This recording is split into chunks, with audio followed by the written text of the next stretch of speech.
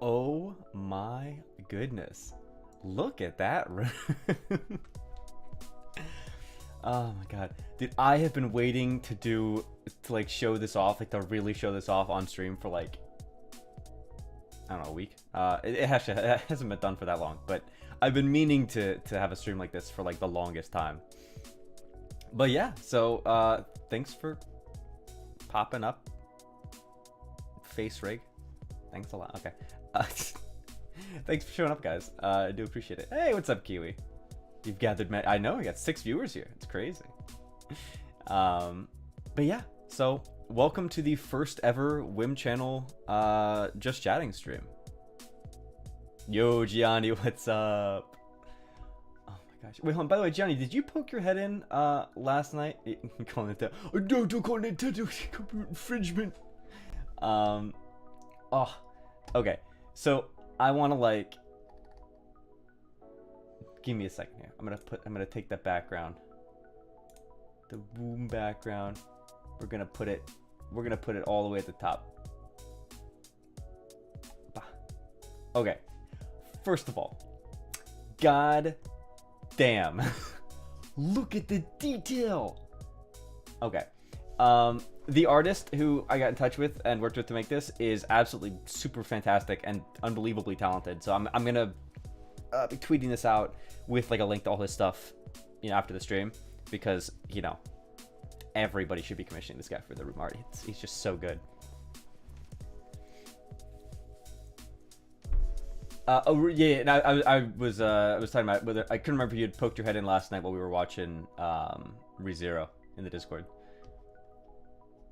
But yeah, like, oh my god. Okay, here. I'm gonna zoom in a bit. Okay. As much as I can. I wanna point out. It's me. Let's see. Yo, what's up, Jerry? Welcome to the stream. Okay, I want to point something out. There's actually a lot of things I want to point out, like the fact that I have 3 burbs on a shelf. We got Jams, we got Kiwi, we got Kagero. Let's see. A couple of YouTubers that I really kind of like look up to and admire. So we got VPie and Taco and Pappy and Mushi. Well, Mushi's there. I mean, I admire Mushi, but Mushi's mainly there just because I feel like, hey, I'm gonna put you in my background art, and she's like, oh yeah, go ahead. So I did. I got my Kotatsu. Got my bonsai plant. Hell yeah. We got a cool little aquarium. Some of my native planet's fish. I brought them all the way in stasis and put them in a fish tank. That water is incredibly high in salt, very high salinity. So most human fish, good lord, most earth fish could not survive in that tank. Yeah, look at those guys. They're super cool. Let's see what else we got. We got Uehasu on the wall. Halo 3, of course. We got my boy, my Squirtle. He's there, just chilling. You got some Gunpla runners. You got some tea. Okay, I want to point out something. I took some pictures of my actual shelf of stuff. And can I zoom this in any further? Yes, I can. Thank goodness I'm using the like 2160p version and not the 1080p. But anyways, so that's not like a picture that was like just like cut out and pasted. Like he actually like, I think he post processing like redrew over that to make it look right. I'm trying to zoom in a bit more. Okay. So I sent him some. Yeah, that's it's a what is it, a comfer? Yeah, I've got it over on my shelf. Hence why it's in here.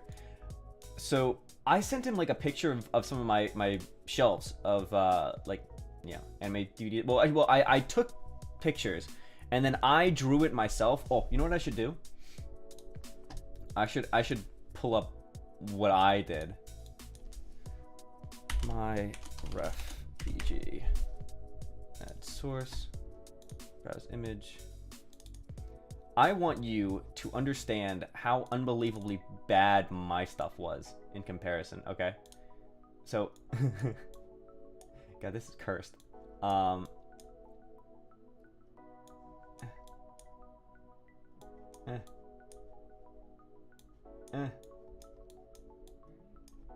Okay. So, I send him this, right? And like I kind of crudely drew like it. You could sort of see if you look really closely. It says Slayers on there. I have the box set for the anime. You know, and like Pat Labor and all that. But like what he did was he actually went and he got the actual proper, like he recognized it and knew what it was. And so he went and he got the actual proper like spine art for the box set, which is crazy to me. Same thing with Death Note. Same thing with like Pat Labor and stuff like that. Claymore, for example. This stuff, this is all, don't look too closely at that because that is sample text. I'm gonna go in it myself. I didn't want to have him have to like do individual titles, so I'll probably touch that up myself. But like, oh yeah, like he did, like these are not all just like copy pasted titles and stuff like that. So much effort went into this. It's absolutely crazy. So you got reflections in the turned off TV screens. Yo, Bargainman, what's up? Welcome to the stream. Oh, and also hi, Special K. I didn't I meant to say hi, but then I got sidetracked. Nubba cheese. See, we got my alcoholism on a shelf. Got my whiskey. Got a bunch of games. Look at that. We got GameCube games, Switch games, Wii games, 3DS games, 360 games, Xbox One, PS4. I actually don't own a PS4. Fun fact. I own a PS3. I want a PS5. Right now, this is just a hologram sitting in my room. You know, binders of cards and stuff. Xbox One, Xbox 360, Switch, Wii. My CRT, which is, you know, essential when you're playing Smash Bros. Gotta get that minimal input lag. Get some storage crates. And again, like that. Like, oh god, look. Outside, you can, if you look really closely, you can see that there's like actual like stuff outside. Like there's like a grassy yard with some fencing and some like utility poles. And there's like another building over there. Hell yeah! I am so, and like this stuff. I didn't actually ask him to put anything on this wall because I couldn't think of anything to put on that wall. But he like came up with some stuff to put on there, which is cool. The floor textures. Oh, okay, we're gonna transform, fit the screen. I'm still here, by the way. But yeah, so if you look at my reference though, I'm gonna apologize in advance for your eyes. Now you'll see this is I spent so much goddamn time making this reference thing, and it is garbo. If you stare too hard at this, your sanity actually begins to drain. Like, it is actually Lovecraftian. Like, you stare into the abyss, and the abyss stares back, right? Look at the lines, okay? Every single line, every single furniture in this piece of furniture in this room is on a different plane. And sometimes the lines within a single piece of furniture are not even consistently on the same plane. Yeah. Oh, hi, Freddy. Yeah, basically that was my idea. You know, get the message across so he understands, because there's like a lot of stuff to put into here, especially on the shelves. The shelves are very information dense. My project M on the CRT.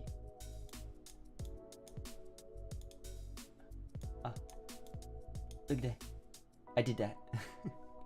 Oh my god. You look at the consoles. Good, look at those angles, dude. That's not right. Oh my goodness. But yes, so background down there. Background down there. Oh, alright, we're back. So, but yeah. Yeah, basically I had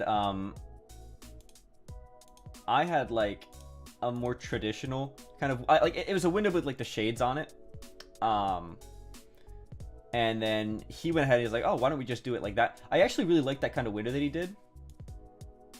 kind of see it, where it's the kind that like opens outward as opposed to sliding up and down. I always thought those were cool. I don't think I've ever lived anywhere that had those. Yeah, now that I think about it, I think I've only ever had windows that slide up and down.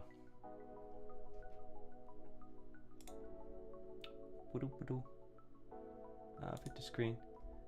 Hey, Rustigo, welcome to the stream. Pluto channel as well. Glad you guys could make it. Yes, my alcohol shelf. Oof, we'll zoom in on that. I'm glad he recognized some of the brands. Well, I mean, I guess I can kind of take a little bit of credit for communicating it clearly enough that like you could understand, like, and recognize what they were. But yeah, you know, we got our Baileys, we got our Kahlua, you know, we got our Kirkland vodka, all that good stuff. Hold on, wait, there, transform, fit to screen.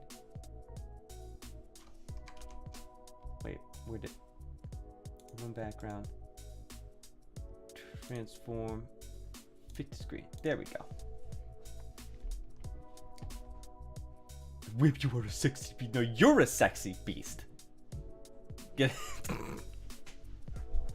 Oh my goodness. All right, so we're here. It's a just chatting stream. We're just chatting. My roommate wants to go to the grocery store. Hey, psychic.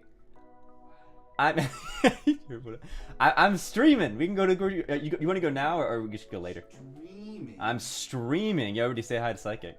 Hi everybody. Hi chat. Hold on. I wonder if I have you in my... I'm showing off my room. Hold on 1 second. Do you just have me T-posing in the background? I gotta add you. You're not in here. I'll T-pose for chat. I did it for the chat. Browser, channel graphics, object. I put you in the objects folder. Hope that's okay. I think. I'm used to being objectified. No, maybe I didn't. Where the hell did I put you?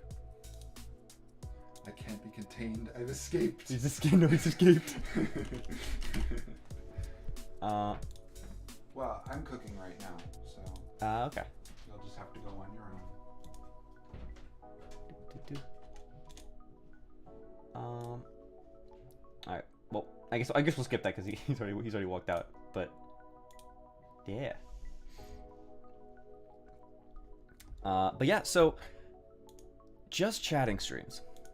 Part of the reason that I wanted to hold off on this is because I wanted to do it like all proper and stuff and have like an actual room background because, you know, it's been a goal for a while. I've been working on like ideas for the room background literally since I started streaming, like 5 months ago. And it wasn't until recently that I finally kind of got enough of a sense of what I wanted to include like from my own actual room and stuff. Yo, guest appearance by the best Ivysaur player? Hell yeah.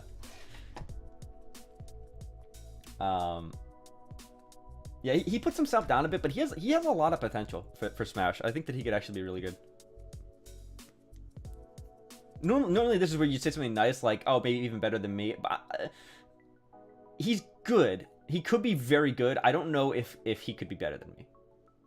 Which isn't like to knock on him. It's just that I you know, I'm decent at the game. I'm good at when I actually am like in practice, I'm really good at the game. But he could absolutely like put up like a real fight and like take games off of me like no problem if you know both he and I like really practiced. But yeah. Anyways, other reason I didn't do it just chatting streams because I didn't really know what I wanted to do. Because like you're supposed to just chat, right? But you got to think of things. You can't just be like, you know, oh hey, lovely weather we've been having. Oh. Except maybe you guys haven't because we're not in the same place, you know. But yes, I mean, I was thinking that we could, you know, there are things I can talk about.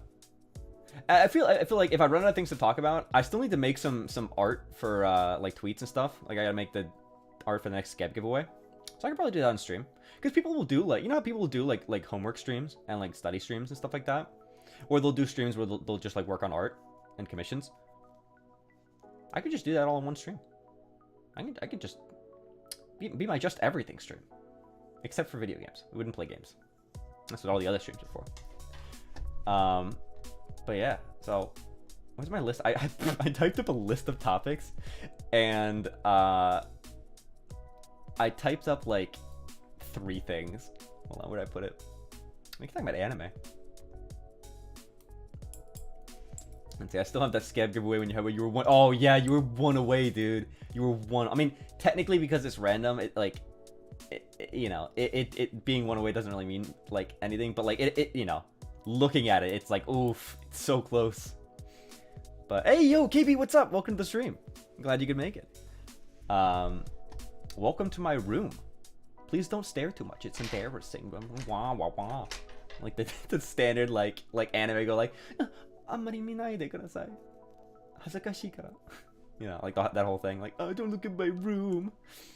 Nah, hell no. Like you should. I feel like, you know, when it comes to your rooms, rule number 1 multiple times. Yeah, that was crazy. If you stare too much, I'll get pregnant. Oh my goodness.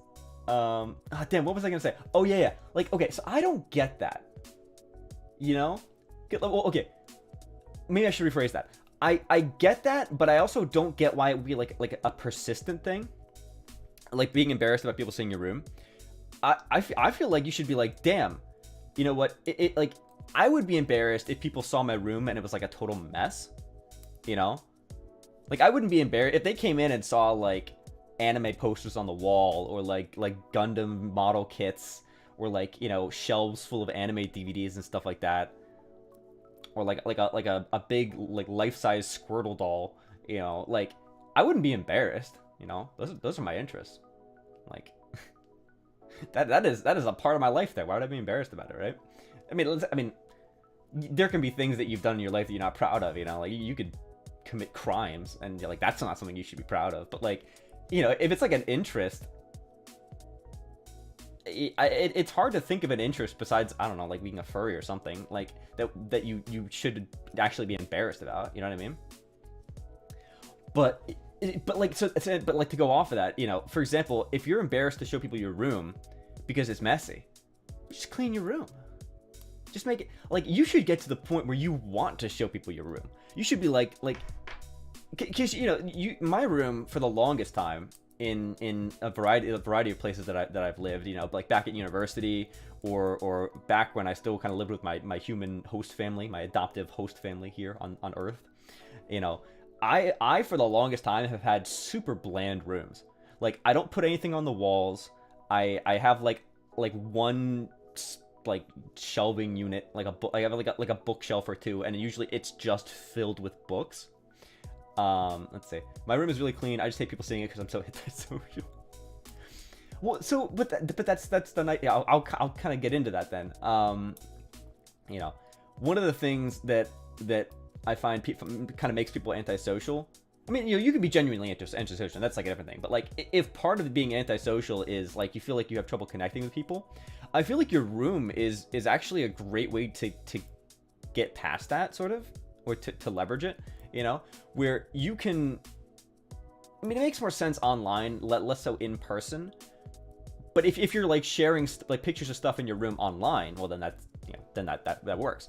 But you can use, you know, take interest in things. This sounds kind of materialistic, but I think that it does have value. You know, if you're like really into games, you know, buy the physical copies and put it on a shelf. You know, like, slowly kind of amass a variety of objects that are, you know, hopefully, you know, to some degree useful, like they're books or something. But they're things that resonate with you, or that you know, can communicate to somebody what your interests are, like what kind of person you are. And it's sort of like with I made that really dumb post with about memes, about how like a picture's worth 1,000 words, and a meme is a picture, but you can describe a meme with a single word or 2, which is like, when you think about it, that's like really crazy, because you can just say, you know, like Pepe hands, or like Pog, and it's like one word, but you communicate a picture, and you communicate all the sort of associations and the what's the word, not context, but connotations, you know, inherent in that. Like it's really, really information rich, and allows you to communicate things very, very clearly. Like people will understand it immediately. And you can do that with a word or two. Yo, Daishima, what's up? Welcome to the stream. Where do you buy a physical copy of Whim? There is, as of now, no such thing. I have been toying with the idea of making quote unquote merch, but I don't want to make money or anything. So what I'd probably do is I'd just like commission designs for like a shirt or something, or like a body pillow, and then I would just sell it at the price that it costs me to make it, if that makes sense. Like if you were to go on like Teespring or something, or like whatever like the t-shirt making websites, and just order a custom like shirt design, and it's like, I don't know, like $10 or something, I would just sell it for $10. So it would be like zero profit margin, but like, you know, because I don't want to be, I don't know. It's not like I'm not like shitting on people who want to make money off merch. It's just kind of not for me. But yeah. So yeah, KB, that's what I'm getting at. Like, your room can be a conversation starter. I know that there are certainly people who kind of struggle to find people with similar interests. And so rather than like rattle off a list of like, you know, or like try and think, instead of having to try and think up a list on the spot of all the things you like, which is not easy. Like I'll forget that there are like interests or hobbies that I've had in the past that like I'm not like totally out of, you know, like StarCraft. But like I might forget to mention it. But if I take a picture of my bookshelf and you see that I've got like all 3 of the StarCraft 2 boxes on there, you know, like Wings of Liberty, Heart of the Swarm, Legacy of the Void, right? Then you can be like, oh, yo, you know, you like StarCraft. I like StarCraft too, blah, blah, blah. You can get a conversation on that. And then they'd be like, you know, what race do you play? And I'm like, oh, yo, yeah, I'm like a Toss main. I play Protoss. And then they're like, oh, I play Terran. And then at that point, you're like, I'm not going to talk to you anymore. No, I'm kidding. We love our Terran mains, even though they do complain a lot. Yo, Whim body. So, fun fact. Well, I'm going to get some water. There actually is a Whim body pillow. Technically, but it predates oh wait, speaking of stuff, I'll be right back. The bow buns that I promised in my tweet have arrived. 1 second.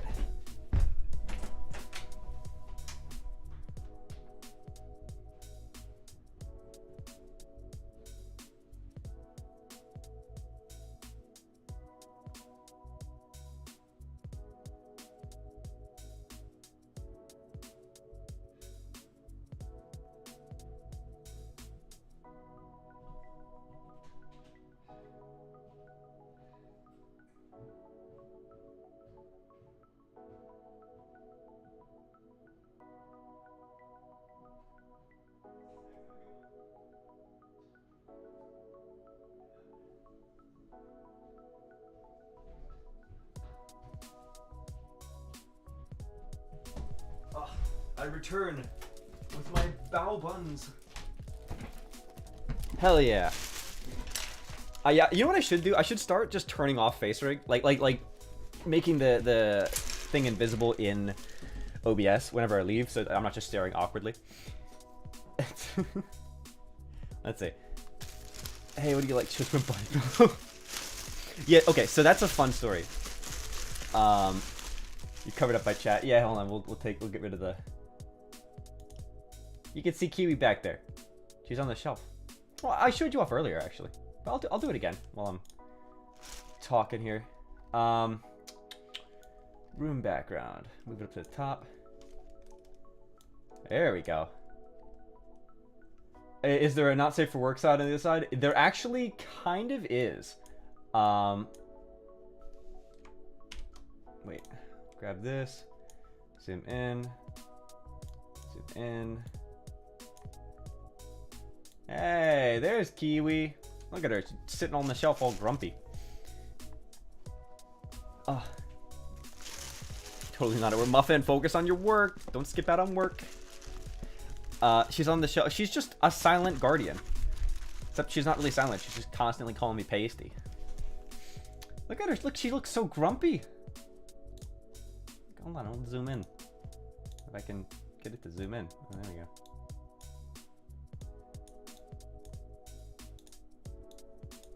Look at her face. Look at her grumpy little face. Kiwi, protector of the shelf. Look at that. Look how grumpy she is.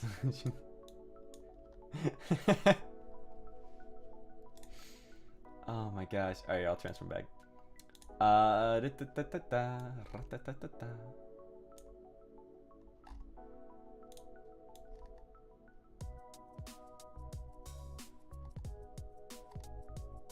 Wait a minute.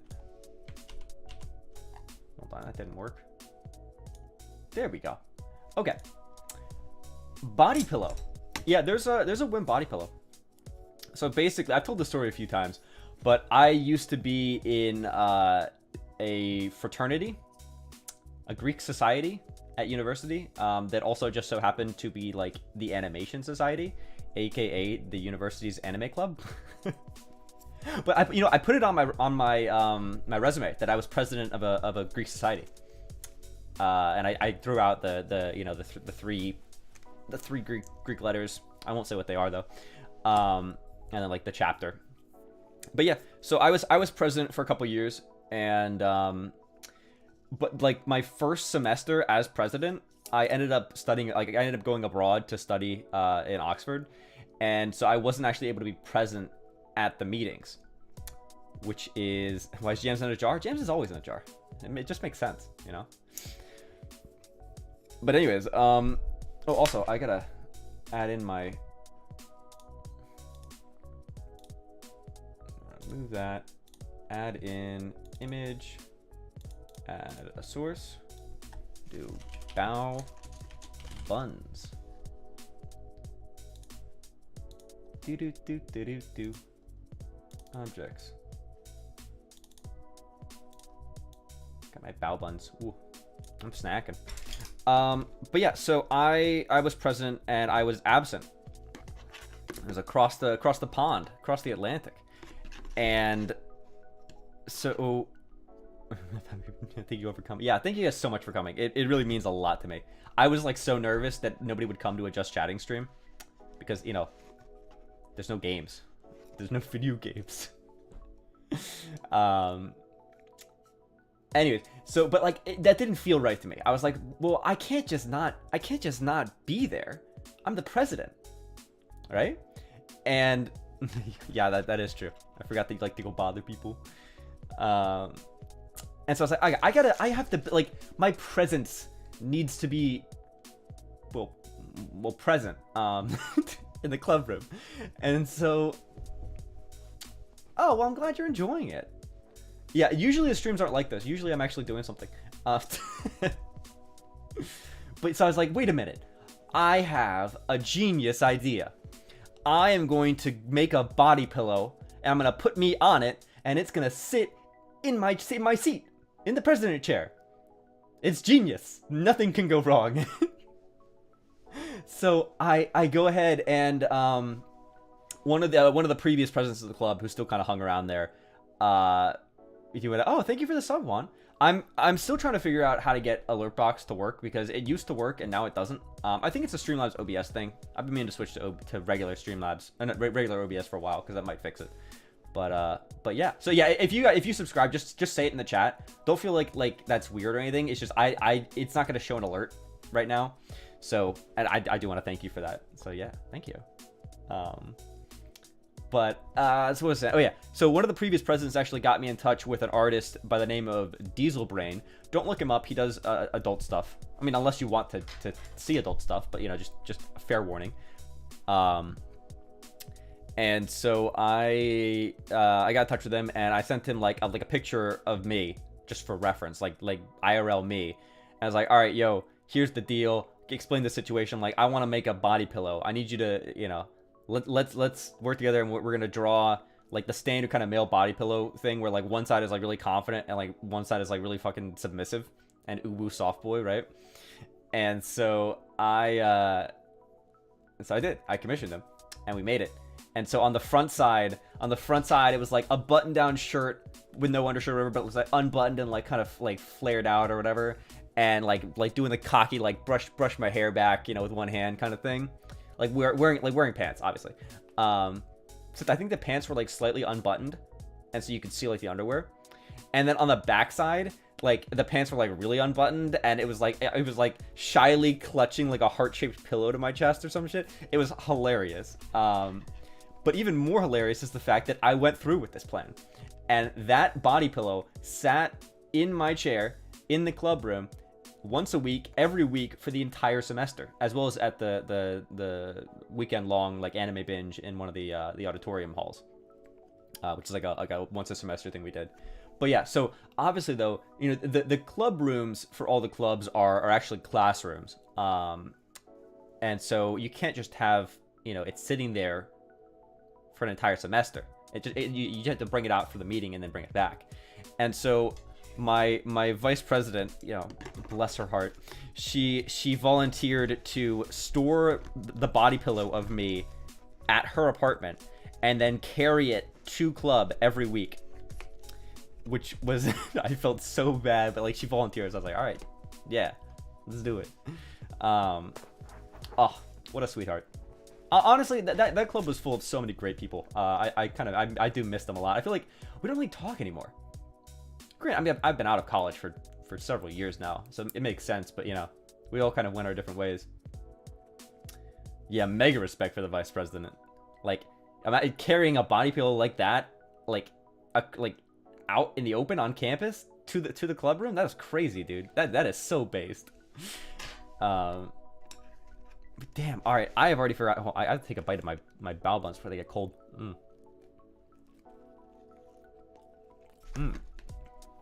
That is probably that's pork, I think. Might be chicken.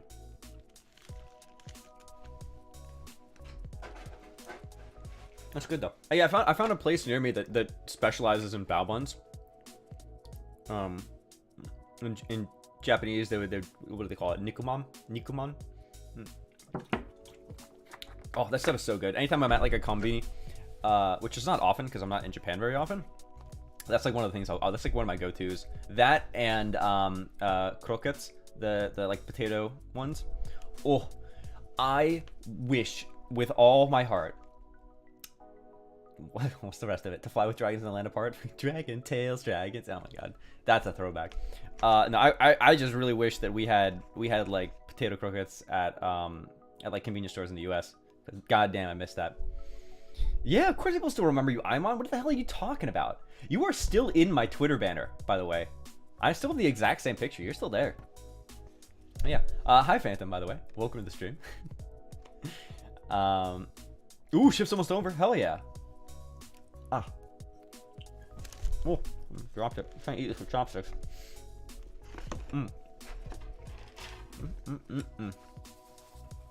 Yo, Weeb, what is up? Oh, thank you guys so much for coming. Alright, what the hell was I talking about before we started talking about body pillows? I've already forgotten. Yeah, hell yeah. Kiwi summon the legends. Oh, the OG gang.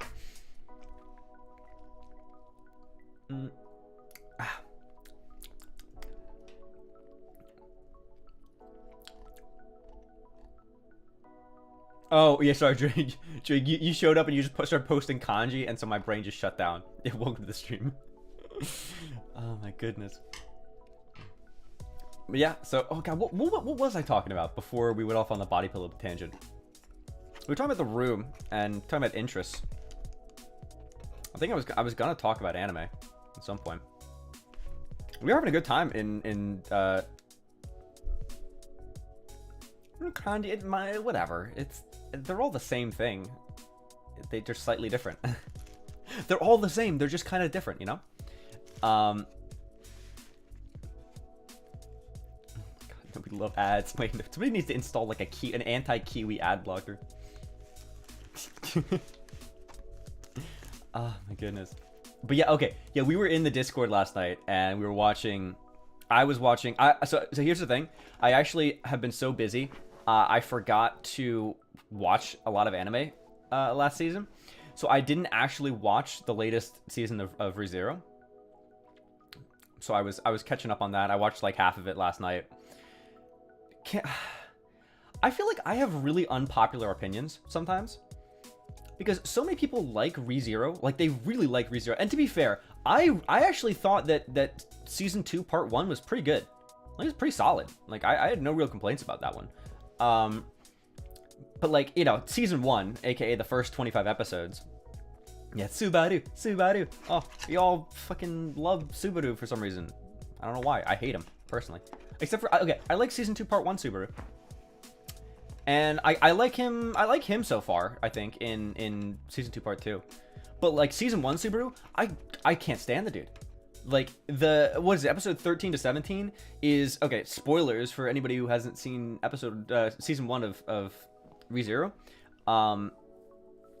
But he's insufferable. Like he is objectively the reason why season 1 got, like, I gave it like a 4 out of 10, I think. Like, I absolutely trashed that show because it was so unbelievably uncomfortable to watch that it actually had negative entertainment value. And I think if a show is not entertaining, yeah, it's like, oh, that's on character growth, it's a growth, blah blah blah blah blah. It's like, yeah, well, you can do characters that are like less than likable, and you can do characters that are kind of like pathetic that like grow. Like, that's not it's not hard to do. It's not uncommon for that to be a thing. But like they went all the way, dude. Like, they went way past the point where they should have just stopped and said, damn, like, this guy is so unlikable, like, people aren't going to want to watch the show. Like, they'll have to force themselves to watch the show. And they just kept going. It's very odd. Oh my god, Black Clover.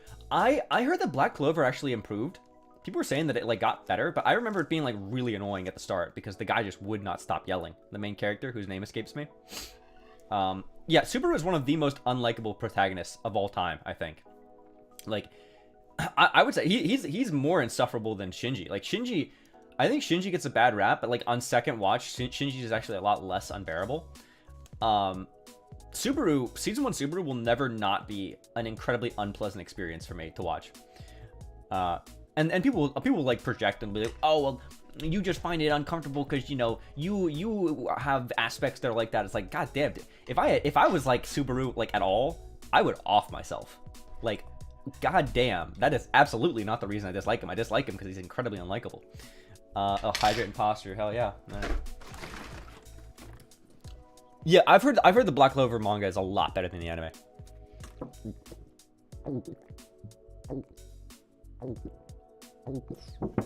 Oh, Asta, yeah. That was his name. From Black Clover.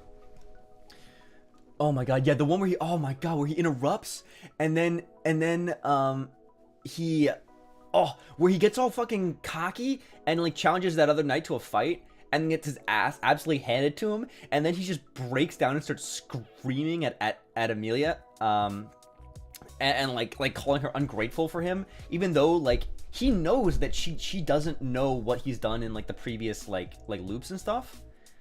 Oh, what's up, Kagero? Hell yeah, yo, Kage, you're on the shelf.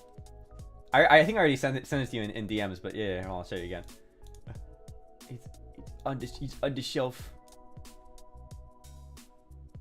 Wait, that's... Huh? Why is it not above? Oh, there we go. Yeah, Kage's on the shelf all the way on the right. More jealous of the Uehasu, as you should be. My queen is on the wall. Yeah, but like, okay, so here's the deal though. I actually fairly enjoyed season 1 of ReZero after episode like 17 or 18. I thought the White Whale arc was great. You know, I had a good time with that. I mean, I think that Beetlejuice is just, I feel like this is sort of like one of my complaints about ReZero season 1 as a whole, is that they mistake over the top suffering as like maturity and depth. It's really just shock value, and it's so goofy. Like, it's so unpleasant to watch, but like in the goofiest, cringiest way. Yo, what is up? Welcome to the stream. Yeah, we're just chatting. Yeah, once he loops in the capital after a run and becomes waifu tier, it's so good. Yeah. And like I said, I thought season 2 part 1 was great. I had a great time with that. Season 2 part 2 which I started watching last night. Like, I binged 6 episodes of it. God damn, I hate it. God damn, I hate it, dude. It is the entire season, save for like 1 episode worth, I think, is essentially just like exposition flashbacks. They're just taking a big, fat, stinky exposition dump all over my face and then expecting me to be grateful. And I don't appreciate it. You know? The 1 week affiliation on Twitch, Kiwi. Hell yeah. Everybody congratulate Kiwi for getting affiliate. Yeah, the shock value is... And there are times where they did the shock value right, but I think more often than not, they really failed. It's quite spectacularly. I felt it like it was really goofy. But yeah, no. So season, okay. So like, here's the thing. I don't know if you guys if you guys have watched season 2 part 2 yet, but they're yeah, did the MLG speed run for affiliate. Yo, Lezu, what is up? Welcome to the stream. You ever say hi to Lezu? Yo, the Lezu Shen? Holy shit. You already finished it? You think, see, so here's the deal though. It could be Giga PogChamp, right? It could be good. My problem with it is, god damn, I am so bored. It is, and I feel like I'm being insulted here because, you know, there's, how do I phrase this? I don't know if you guys noticed, the episodes are like 30 minutes long, and they usually don't even play the opening, I think, unless I'm misremembering. Like, I think they played it a couple times, but like, so it is almost entirely like episode runtime, and it's like 30 minutes long, and nothing is, like, the main story is not really progressing. Like, what, like 4 or 5 of the 6 episodes have essentially been almost entirely flashback, or like mostly flashback. I think that, you know, like, it's one thing to be like, oh hey, you know, we'll show you the end, like near the end of the show, at the beginning of like the show or the movie or whatever, and then we work towards it. That's like that's a common thing. I'm not actually too huge on that, because it kind of robs a lot of tension that the show could have and build up, because you kind of already know what's gonna happen. But like, for example, yeah, just a fan account. Yo, it's actually not Lezu. It's actually just Moist Critical. Twitch TV/Moist Critical has shown up here, but is pretending to be Lezu. I don't know if you've seen the entirety of part 1. It definitely starts off a bit slower from the hardcore nuts to butts at the end of part 1. Yeah, like I said, I'm 6 episodes in. So essentially, I just finished the, how do I say this without spoiling? The Amelia backstory flashbacks. I hope we're fucking finished with that. It's like 2 straight episodes of that. It's nonsense. And they'll, like, for example, they'll talk about a certain pink-haired lollibaba, all right, and the meeting with another small lolly character, and a certain witch. I'm keeping this deliberately vague. You know, and it'll say, oh yes, you know, such and such, this lolly and this lolly, you know, developed a warm friendship, right? Like they show it happening, right? And then they end the flashback explanation thing, right? And then they flat out say, yes, so and so and so and so, you know, developed a good friendship. It's like, well, why are you telling me this verbally? You've just shown it to me. You were doing so well. You were showing and not telling, but now you're showing and telling. It doesn't make sense. You're just bloating the runtime. But the runtime is already bloated, you know? I feel like, you know, you can summarize it in a single word: pacing. You know, I feel like season 2 part 2 has not great pacing. You know, and like, yeah, so Amelia's backstory being explained a bit is good. That's good. But like, it's sort of like, how do I describe this? Like Slender Man syndrome, where, like, Slender Man was scary, quote unquote, to some people, I guess, because like there was so much not explained, and you kind of had to fill in the gaps yourself, and like there's that air of mystery around it, right? But then, like, you know, nowadays you look at like the wiki for it or whatever, and it's like it's a fucking dissertation, you know? You've just, like, the more you explain something, the less, like, the less cool it gets, I think, unless you are really good at explaining, which they're not. So I hate to tell you, there's another 2 episodes where there's basically nothing happens. I mean, I'm expecting it. Yeah, show and tell is a massive pet peeve of mine, because it's not hard. It's really not hard. Yeah, cool. Lollibaba. Mr. Clown Makeup V. Yeah. Oh god. But like, for example, so like, we're going off of the Slenderman thing. Like Beetlejuice. All right. Beetlejuice was a wacky, goofy, over-the-top villain, you know, voiced by, you know, Matsuoka, you know, who's a fantastic voice actor, incredibly prolific. And I think he did a good job with that. Although I just kind of listen to him and I hear Bel Crannel as Beetlejuice, and it's very odd for me, but like I can get past that. But like, here's the deal: nobody needed to know how Beetlejuice got crazy, right? Like, there's some backstory that you actually shouldn't tell us, right? Like, the way it happened too and it kind of like proved my point. It was kind of goofy. It was kind of like contrived, I think. Like you can kind of explain it, but you're like really trying to justify. It's very, very weird what happened. And then like, but ultimately you didn't need to know. We didn't need to know.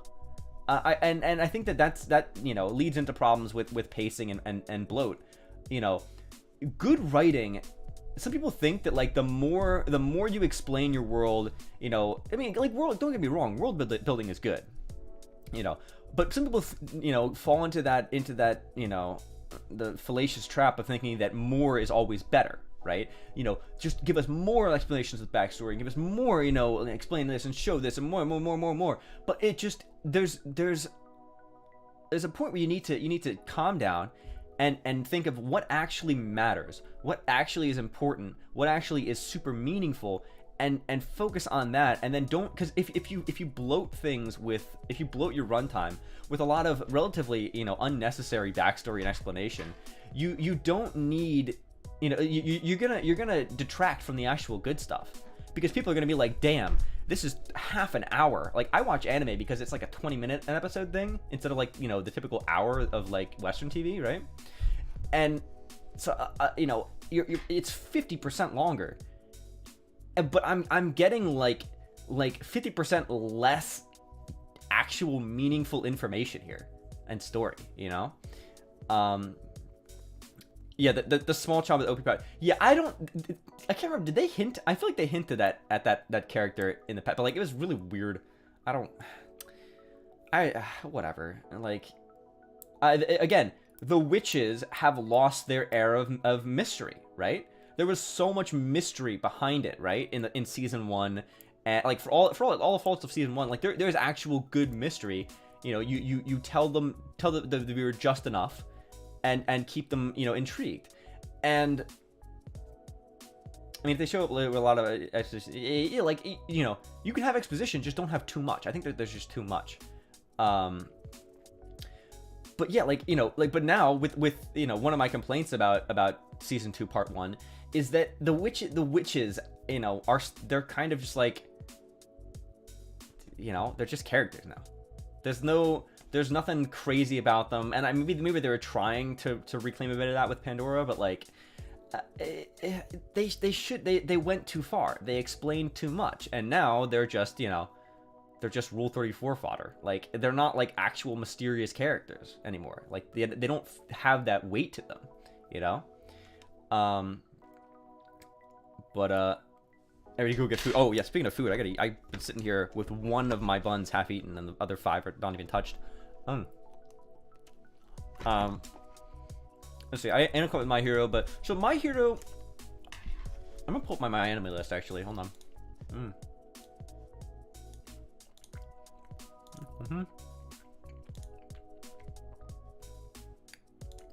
I'm going to my finished stuff. What am I up to now? Probably still roughly the same because I haven't been watching a lot. Yeah, 715 completed. Ugh. I could easily be over 1,000, but I haven't been keeping up with it. Okay. So, Boku no Hero Academia, My Hero Academia, right? It's okay. I think that people get a bit of rose-tinted glasses when they think back on season 1, and they forget just how much reused animation and like, oh my goodness, there was like a clip or two of like Deku, you know, crying or like resolving himself, and they just kept smacking you over the head with it every episode, and it was obnoxious. Like, it was actually obnoxious. It's like the case where you try to, yeah, I thought Academia, I thought that season 1 was I thought it was average. I didn't think it was terrible, but it had so many issues. And like people just kind of remember like the All Might fight at the end with Nomu, and that was good. I like that. You know, honestly, the majority of the good fights in My Hero Academia are the ones that have All Might. So you know, like the tournament arc was decent. I thought that the Midoriya with Izuku against Todoroki fight I thought that was good. It had some good character development in there, but like, you know, so I give that like a 5 out of 10. You know, it was like an average. It had some good stuff. It had a lot of issues, you know, technically and in terms of writing and characters. So yeah, I give it a 5 out of 10 is fine. That's average, right? Season 2, 5 out of 10. Season 3, 5 out of 10. Season 4, 4 out of 10. I thought season 4 was very slow. There was a lot of filler. I haven't actually gotten around to watching. Well, season 5 is about to air, right?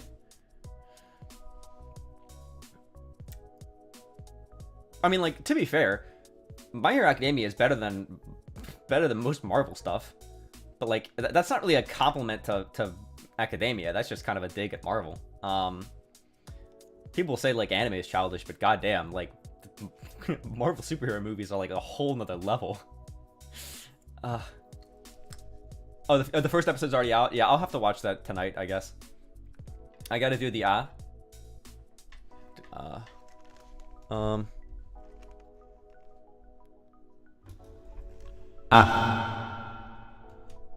Did that work? Hopefully I turned on the right filter. It did work? Alright, cool. Hell yeah. Also, somebody said workout stream. Yeah, I want to do something like that. I gotta figure out a good way to do that.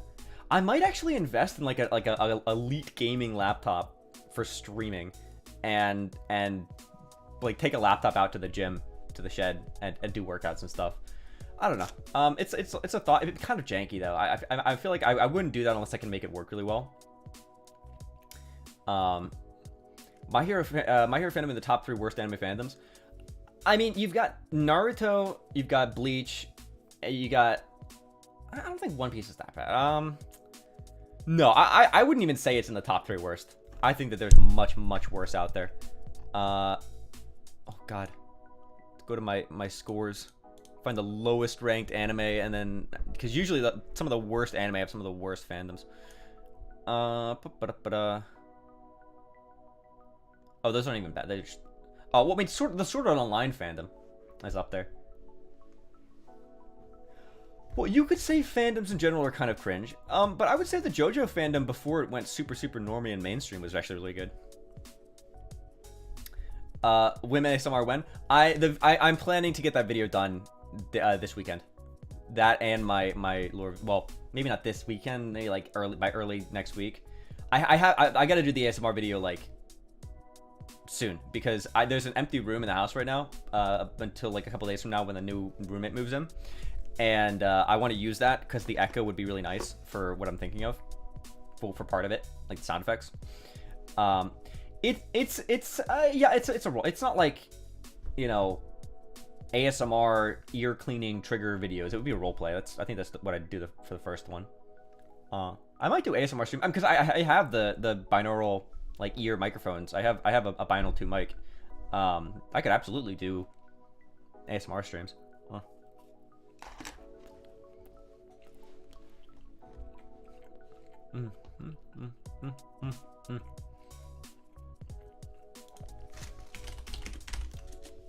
Oh, maybe speaking of anime,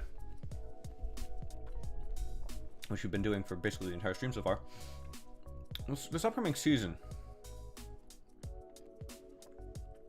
I gave it a quick look. I didn't really see much that was interesting. I mean, you got Izunai de Nagakoro-san, which is, you know, obviously I'm gonna watch that. And you got My Hero 5.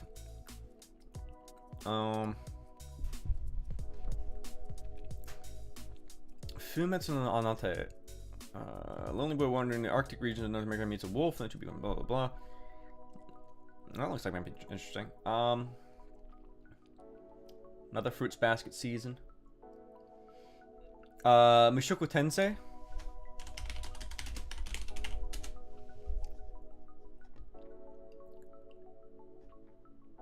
dun, dun. I never got around to watching it. Wait, oh, actually, no. That was the one. That was the one where the dude like, it's one of those isekai reborn as a kid, but it has like I heard that it has like actual like child grooming in it and shit, which is like super cringe. Yeah, I haven't watched that yet. I'm looking at the Mal page right now. What the fuck? It's ranked the 125th best anime of all time, essentially. Top 300-ish for popularity. What the fuck? Alright, well. There are shows, like, for example, I do advise you watch it since the context is pretty important. Let's see. Seire Gensouki. Seire Gensouki. What? Hold on. Here, I will add it to. I'll add Tensei to my list to watch. We'll watch a little bit tonight, I think.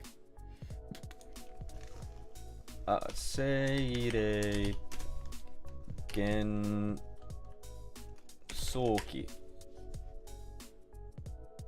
Not yet aired. It's coming out this year. I'll put that on my plan to watch. Let's see. Oh, hey, Eld, welcome to the stream. Let's see. Blah, blah, blah, blah, blah. Wim ASMR roleplay. I tell you my backstory to help you sleep. Okay, this is not the thing that I was that I'm planning to do. But I had the thought of an ASMR roleplay where it's because you know I do a lot of Gundam stuff, right? I was thinking it could be like Gundam engineer helps get you suited up for your Gundam piloting or some shit like stupid like that. I thought that would be kind of fun. So that's a thought for a future video. Seire Gensouki is my favorite light novel. It's getting adapted. Yeah. So yeah, I'm looking at it. It says it's getting an adaptation this year, not this season though. It doesn't say when.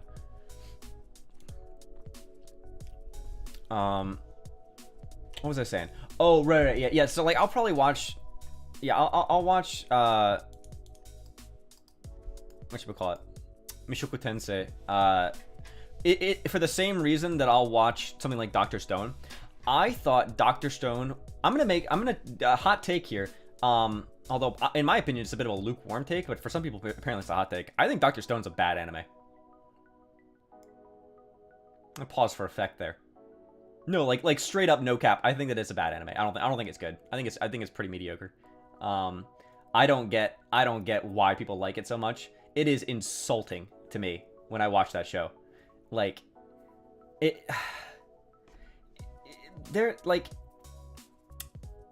let's see. JJK, you mean Jujutsu Kaisen? Jujutsu Kaisen was good. I think that like it got anime of the year, right? I feel like I remember hearing that and I got kind of confused because like it's not bad, but it has Jujutsu Kaisen suffers from really inconsistent tone, like and when I say suffers I mean it. Like it is very, very not good at blending the humor and the seriousness. Like the comedy and the drama do not, no, not really drama, it's just like the dark, ooh, the edgy, you know. It just does not blend well in my opinion. I think that it's very jarring to go from like, damn, this guy's like mutilating people and like warping them into like twisted shit, and then like all of a sudden, you know, he's making a joke, like it's nothing, and then it's like the music kind of like BGM kind of stops and makes the silly sound, and it's like, you know, like I understand what they were trying to do, and it could have worked, but I think that they really needed to have done it better. But then again, you know, I thought about it, and I kind of went back. I haven't watched a lot of anime. I didn't watch like last year. I didn't watch a lot of anime, so I had to kind of look through shows and see kind of what I remembered, and I was like, you know, yeah, it had its problems, but it probably still was the best, if not one of the best, if not the best of 2020. No, I'm not watching anime on stream, Coco. Let's see. Well, it takes place in more reviews. I think it's okay. When you're saying you think it's okay, are you talking about Mushoku or are you talking about Dr. Stone? I wouldn't really put it above Uma Musume. Okay. But yeah, go back to Dr. Stone. Here's my problem with the show. I put a lot of value on internal consistency. So things like if you're in a you know, and that's why magic systems are kind of annoying to me sometimes, because usually, are you talking about Dr. Stone? Yeah, it's like an okay. I enjoyed watching it kind of, but I mostly enjoyed watching it to have fun bitching about the things that irritated me in it. I watched it with I pulled Psych again and watched a few episodes with him, and he was flabbergasted. He was astounded at how stupid he thought it was, like at how stupid it was to him. He's like, wow, this show is actually terrible. Like, if you think that I'm being harsh on it, like he was like ripping into it. Yeah, magic systems are very difficult to do well, because usually, man, I probably shouldn't say that. I feel like they're not super difficult to do well. The problem is, writers don't like. Writers, they make a smart decision to make it so that they don't accidentally write themselves into a corner, but they play it a bit too safe. So for example, with a lot of magic stuff, they don't clearly define the rules of their magic system, because if they did, rather, because by doing so, it allows them to do essentially what are ass, we call them ass pulls, but like, you know, magic is to them, it's just magic. You know, things can, like anything can happen if the author wills it.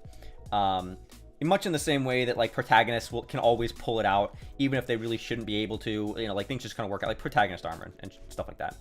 I really appreciate when people take the time to flesh out like a magic system properly. For example, there's a book series of young adult novels called Aragon, or the Inheritance series. So Aragon, Eldest, Brissinger, and I think Inheritance is the last one. God, I read that like a long time ago. That one, it's basically Lord of the Rings for kids. So I'm like, you know, I'm not gonna say it's amazing, but it has a really good magic system. You know, yeah, Drake gets it. Hell yeah. By the way, welcome, Crow. Glad you can make it. You watched episode 3 of. Oh yeah, don't let me forget. I gotta bring this back to Dr. Stone at one point, but I'm gonna kind of go off on this tangent a little bit. Right, but you know, the writer writes the story so they decide who wins, but you can write it properly so you can decide who wins and make it actually, you know, reasonable. Anyways, the Inheritance Saga has one of the best magic systems I've ever seen in any piece of literature, because it is simple, and it's complete. It's simple, it's complete, like it has ironclad rules that you can stretch a little bit, but fundamentally from the beginning, like once they kind of explain it, everything that they kind of expand upon it's building upon it. It doesn't fundamentally change it. It doesn't contradict itself, right? It's internally consistent. So the way that it works, for those of you who haven't read it, is you can do magic requires energy, right? So if you it's if you've seen Fullmetal Alchemist, you know, equivalent exchange, like that's same sort of deal. If you want to pick up a rock, all right, with your mind, like with your magic, right, and move it 5 feet, right, it will take essentially the same amount of energy to do it with magic as it would to do it manually. You know, you don't get to like cheat on like how much energy it costs, right? And it's also affected by distance, which is a key thing. So if you wanna pick up a rock from the floor to your shoulder, like a 5-pound rock, right? You know, and then you know that'll say that costs 5 energy, calories, whatever. Like you know, like it's actual energy. Like you know, you to kind of recover your energy, you got to eat food and stuff like that. Like you know, it's consistent with like physics laws, which is actually kind of nice, like in a way. And so say it takes 5 calories, whatever, like 5 energy units to lift a rock with your hand from the floor to your shoulder, right? And if you want to do it from the floor to your shoulder with magic, it would cost 5. But say you want to lift the same rock from to the same height, but that rock is 20 feet away from you, maybe it'll cost 7 energy instead of 5, because there's distance involved. Let's see. The India is starting, so I bid you a good day from your shelf. Ooh. Woo! All right, go have fun with D&D, Cogro. Thank you for stopping by. And so that's the fundamental. And then there's also what they call the ancient language, which is where essentially everything has a word for it, right? So like fire is Brissinger, right? And it's not just a word for fire. It is the word for fire. So by the language itself, even without like energy involved, has power. For example, it's impossible to lie in the ancient language. So you just can't do it, which is I think very interesting. So of course, like the elves, kind of get around that because they speak in a very roundabout way, so they can say one thing in the ancient language and mean another. It's not technically lying, you know what I mean? Like it's interesting. Anyways, but there are fundamental rules here. So he can't just and eventually later on they find that like, oh, you can actually if the energy doesn't necessarily have to come from you, you can actually tap into the energy of you can store energy in like a jewel and pull it out later, and use it and stuff like that. Or you can share energy with somebody to help them cast, a spell, right? Yeah, and like it's impossible to lie, and so animals will understand, and they'll believe, they'll trust you because they know you can't lie if you say you're not going to hurt them. It's very cool. Going back to Dr. Stone. Dr. Stone, its entire premise is we are going to be super scientific, all right? Everything that you see here, they even put the little disclaimer, like everything you see here, it technically works, but please don't do it at home, blah, blah, blah, blah, blah, blah, blah. Like, and the science is very sound, with its, with the chemistry of it and whatnot. But the problem is, if your entire concept is hard science, right? But then you have Senku as your main character, and Senku, let me tell you about Senku, all right? In addition to having the head of a fucking wild onion, okay, instead of being Leakhead Boy, like in addition to being Leakhead Boy, when the entire human race is magically frozen in stone for 3,000 plus years, right? He somehow remains conscious the entire time, and he's actually he's been counting every second of every minute of every day of every week of every month of every year for the past 3,000 plus years, and he never lost count. And he did so because he thought to himself, well, if I ever wake up, I should probably know what season it is, so I know when to prepare for winter or something like that. And so he was counting. So he wakes up. I mean, I'll ignore the hand wavy coincidence of like a tidal wave pushed him up into a bat poop cave and the nitric acid broke the thing, whatever. Like that's fine. That's your magic. You can have that, right? Senku is, and so he does that. He wakes up and he knows exactly what second of what minute of what day of what year like he's in. Okay. And so he knows that it's like spring or summer or fall or whatever, and so he gets about go doing it. All right. So like that's bullshit. Okay. We all know that's bullshit. I will allow you a hand wave or two, okay? He's not the only unscientific part of the anime. I'll get to that. So that happens. Anyways, Senku's the science guy, all right? Senku is an idiot's idea of what a smart person is like. I like to reference like Sherlock Holmes when it comes to this. Like, Sherlock Holmes in like the new Sherlock book, like series, like TV series and stuff, is what an idiot thinks a smart person is like. Where there's like a copy pasta. Sherlock Holmes is what stupid people think smart people are like.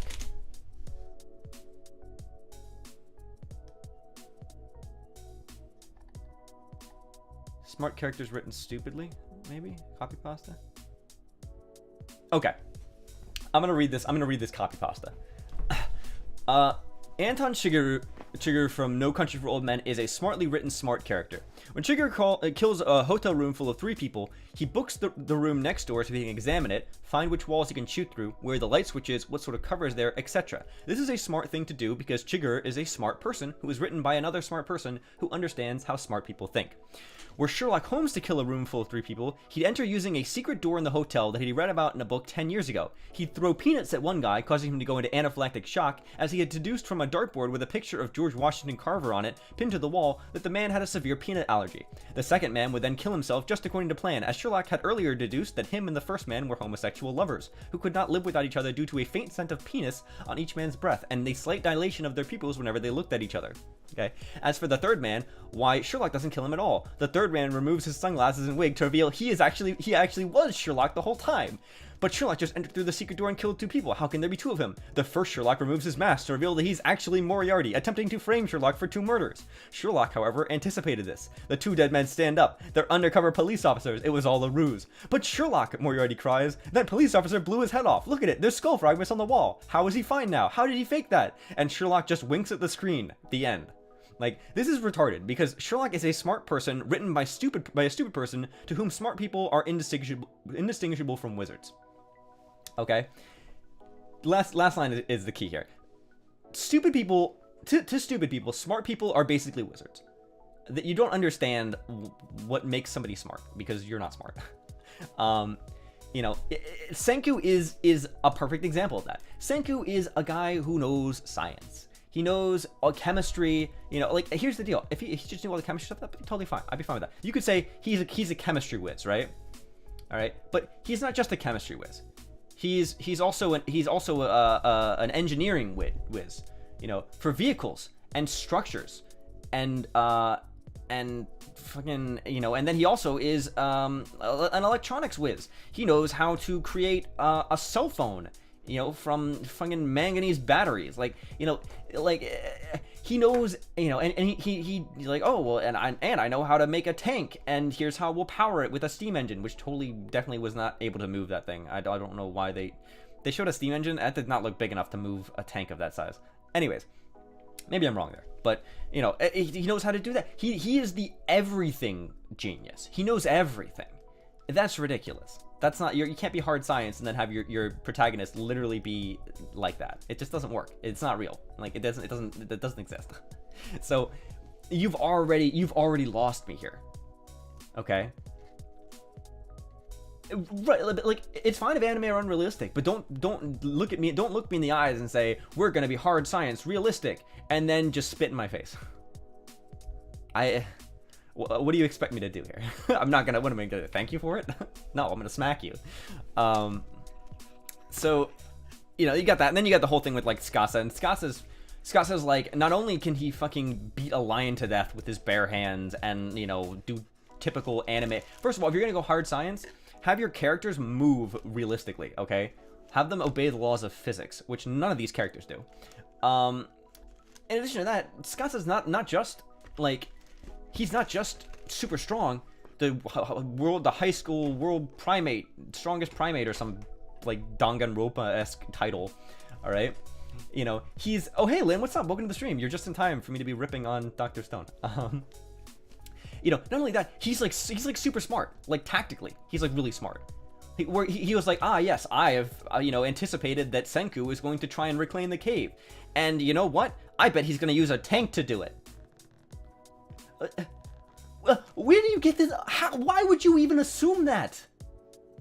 How would you know? It doesn't make. He just, like, there's like leaps in logic and stuff, and yeah, they should have said it as like a super genius anime, not a hard science anime. And like, not only that, but then like he's painted as like a bad guy, and then at the end he's like, oh yeah, you know, like, okay, spoilers for those of you who haven't finished Dr. Stone, but so if you haven't heard, I'm gonna say something. It doesn't really spoil things, but it's like a weird thing that they really shouldn't have done. 3, 2, 1. Okay, so it is revealed that Skasa, who has been smashing up those statues, right? Because he only wants to revive like the pure-hearted youth or whatever he said. He actually remembers exactly every single statue that he ever smashed up, like hundreds of them or some shit, and he knows exactly where the remains are. He remembers all of them. What the fuck? Like, you're spitting in my face here. You're telling me you think that I'm dumb, and unfortunately, I disagree. Yeah, exactly. They're perfect in everything except one characteristic. That's like, it's the Mary Sue Gary Stu writing. Like, they have a flaw. They're not actually broken. Look, they have a flaw. Like, Senku's unathletic. blah blah blah, but it doesn't actually have any meaningful impact on the story. Like, it's not a meaningful flaw. You just put it in there so people, because you thought that it would prevent people from calling you out on your bad character writing, but it won't save you from me. Nothing can save you from me when it comes to anime critique. Oh, speaking of which, I eat my bao buns. There's beef. Spicy Mongolian beef. So yeah, Dr. Stone, bad show. It's fine if you enjoy it. There are parts of it that are enjoyable. Oh yeah, about yesterday. Oh, very cool. What flavor did you get? Out of curiosity. This stuff is good. I'm so glad I found this restaurant nearby. Oh, beef and chicken. All right, yeah. I usually go more towards like barbecue pork. I think the technical name is barbecue Berkshire pork is the filling. I think that's probably my favorite out of these ones. Yes, kiwi. We know kiwi. What was I talking about before that? Oh yeah, the upcoming anime season. Let's go through this. We got Hero Academia 5. What is this? Dragon Ieo Kao. Story follows Letty, a dragon who's cast out after her family falling to live with some dangerous high standards, and blah blah blah. If you get ready for the high stress world of real estate to collide with, that actually sounds kind of funny. A dragon trying to find a house. That's relatable-ish. Ijiranai de Nagatora-san is this season. Episode 1 coming out in less than a week. Hell yeah. I'm curious to see if they'll live up to the manga. I'm going to a Thai place for dinner, but you're making me hungry. Want to be there now? Yeah, sorry about that. I can't help it. I'm hungry. I gotta eat. Even aliens have to eat. Oh, Isekai Mao to Shokan Shoujo no Dore Majutsu season 2. So the summon as a demon world, summon as a demon lord.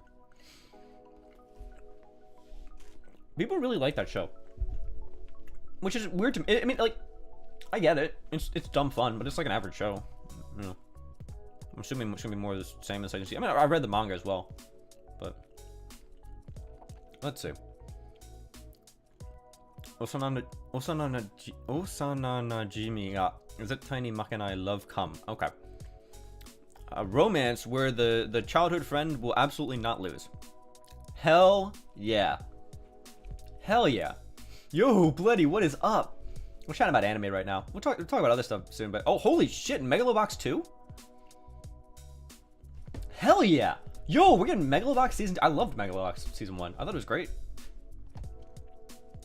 Yeah, Isekai Trash is like the most quintessential like guilty pleasure to watch for anime.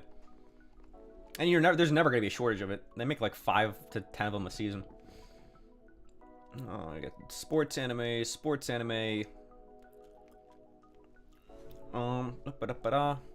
Reincarnated as an immortal witch. It has slime in the title. Ooh, more of Isekai slime coming up. Ugh. Good lord. I've already aired my thoughts on. I've aired that laundry out with how much I dislike Reincarnated as a slime. It's fucking false advertising. He spends most of his time as an androgynous lolly and not as an actual slime. I don't know, calling the law on this one. Get a class action lawsuit because it's false advertising. Oh, Moriarty's getting a season. I ended up putting Moriarty on hold. I gotta finish watching that. I just killed slimes for 300 years? I think so. Slime Taushite. Yeah. 300 nen. Yep. That, I'd heard, the name sounds familiar. I've definitely heard of it before. Let's see. I was actually reading one I sort of found interesting, and then the chapters just stopped. Yeah, the actual publication or the translations, because translating groups, TL groups can end up just dying, and they just go completely dark, and you never see them again. Yeah, I feel like people have been saying good things about the manga, and so it kind of stuck in my head. Let's see. Isekai Blacksmith. Wait a minute, is that the one with the swords? I think I know that one.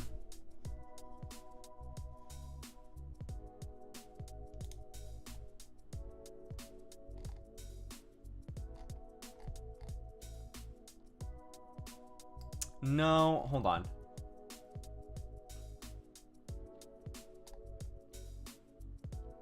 No, I'm thinking of something else where like the swords are actually alive and he like polishes the swords and it's like really lewd. Oh.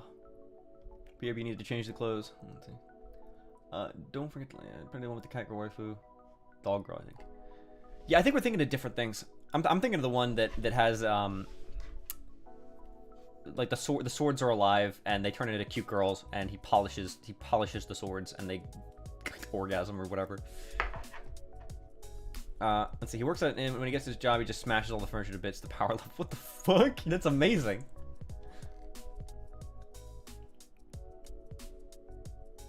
Oh, the one I'm talking about, the blacksmith with the polishing, that was translated entirely. I feel like that's one I forgot to keep reading. I stopped reading manga a while ago. I forgot to keep up with it. I keep like the sites and stuff that I keep using like keep going down or getting like slow or like they don't get updates or something like that. Oh man. Let's see. What else was I gonna talk about? I think I typed it out in the tweet actually. The tweet. Where's my tweet?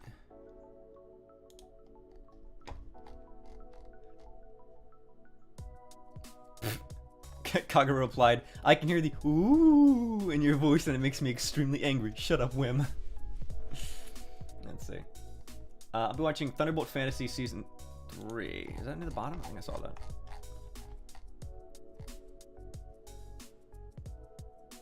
Interesting. That's kind of interesting cover.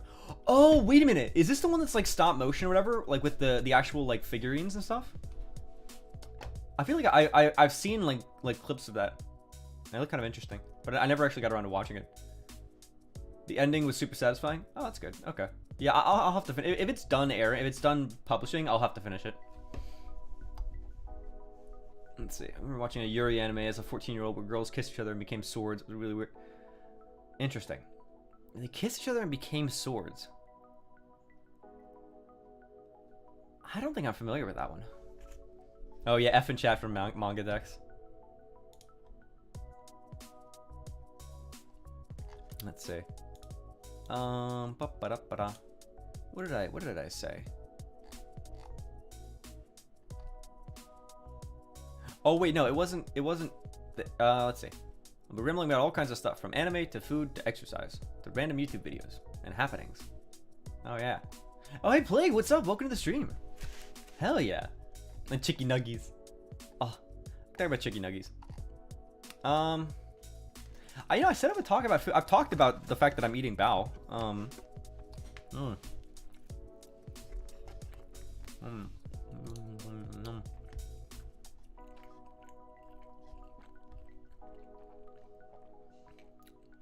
What else can I talk about for food?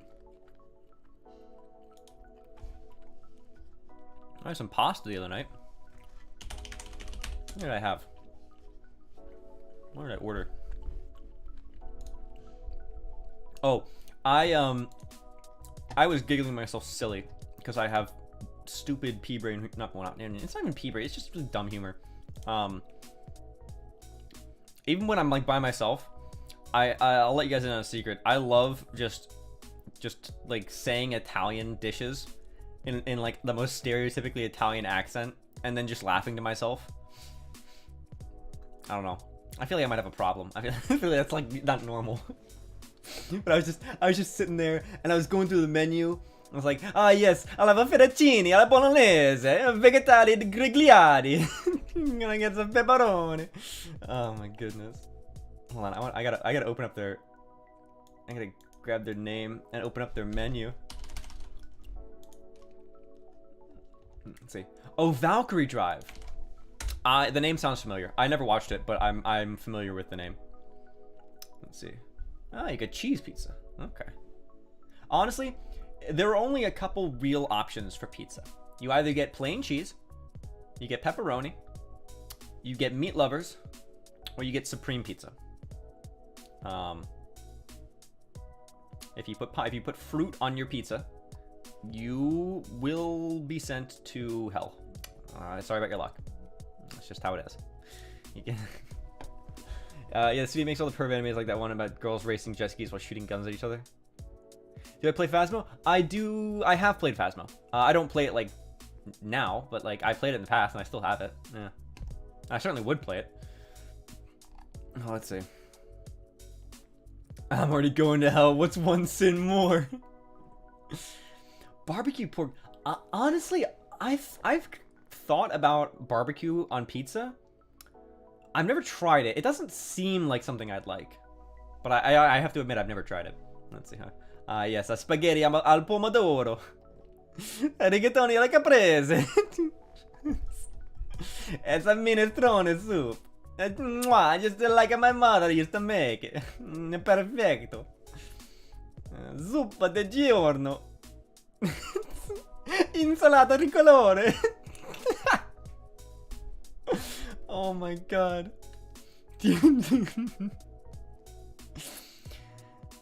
Oh my god. Mozzarella carosa. Carosa. Yeah, zucchini fritte. Oh my god. Oh no, where's some more? They have rigatoni Frank Sinatra. That's the name of the dish. Frank Sinatra's in quotes. Let's see. Valorant service went down, so I was stuck in a game for eternity with both teams at a ping of about 1,000. It's annoying when the ghost, instead of attacking me, turns off the light 3 times in a row. I'm not gonna get canceled. Those Italians should be glad that people are eating their food. I'm not making fun of this because I think it's bad. I'm making fun of it because I like it. It just sounds funny. Fettuccine alla carbonara. Oh my god, penne alla vodka. Okay, they have penne with vodka sauce, which I love, but they put smoked salmon in it. That sounds gross to me. Why would you put smoked salmon in vodka sauce? I mean, maybe I'm just used to eating smoked salmon like kind of by itself, or like with like crackers or something. I would never put smoked salmon into a pasta. Seems very odd. They also have linguine all'aragosta, which is linguine pasta sauteed with Maine lobster meat, caramelized shallots, asparagus. That sounds it's really expensive. It's like twice as expensive as everything else, but I guarantee it's got like no meat in there. Because most of the time when you get lobster stuff, there's like no meat. They give you like a tiny, like they give you some lobster crumbs, not the actual like good stuff. Mm.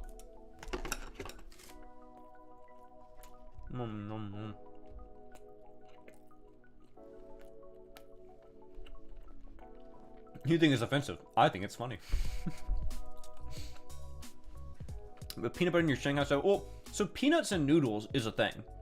So it's actually not that crazy. And peanut butter actually is a valid thing to use as like a way to enhance flavor, like add depth and complexity to flavors in certain dishes, certain sauces. So they have risotto ettore, E-T-T-O-R-E. It looks like Milanese risotto. It's got saffron in it, and it's like golden. Maybe I'll try that. I'm gonna try that tomorrow. Order some risotto. And okay. Talking about food.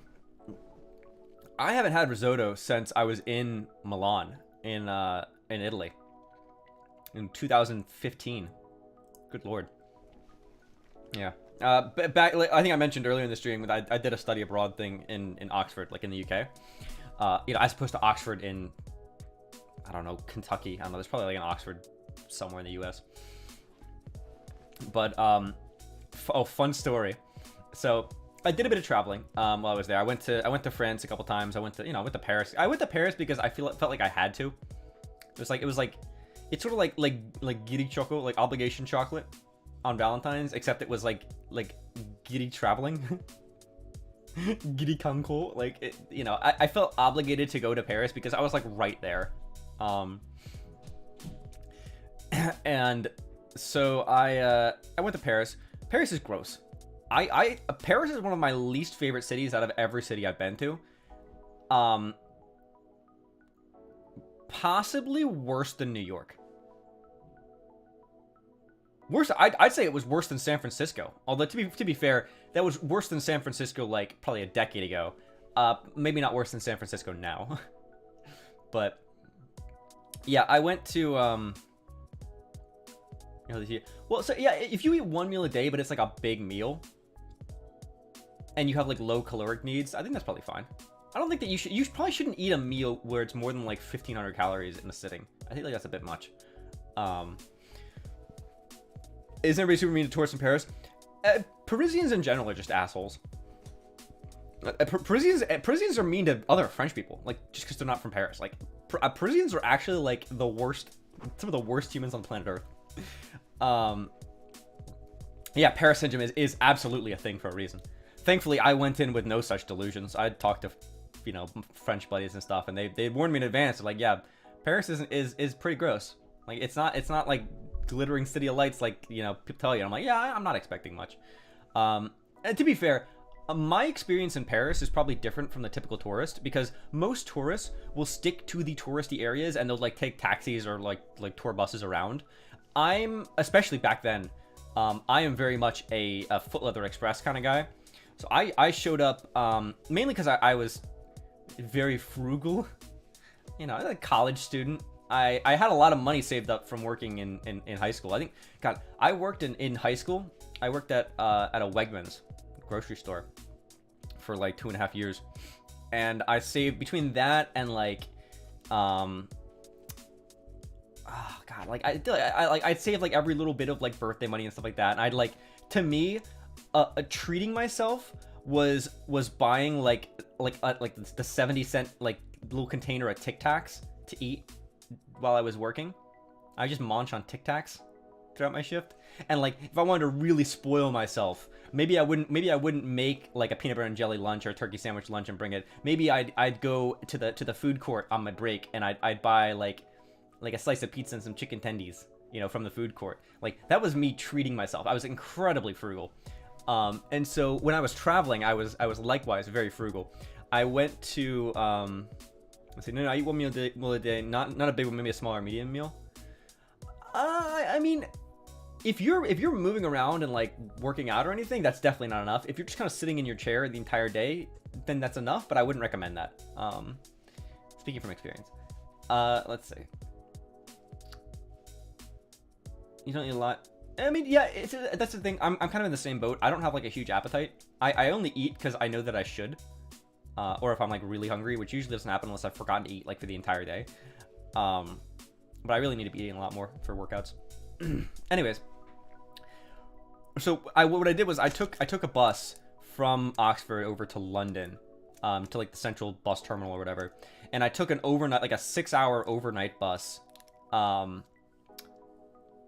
from London all the way to Paris, and I showed up there at like 6 a.m.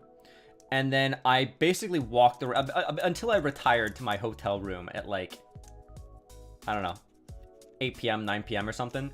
I essentially just walked around the city. I think I clocked in at over 40 kilometers walked or something. It was some ridiculous number. Just walking all over the place. And for like the entire day. Like I basically sat down on a couple occasions. And that's it. Let's see. Legendary Anime JP fan 2. Welcome to the stream.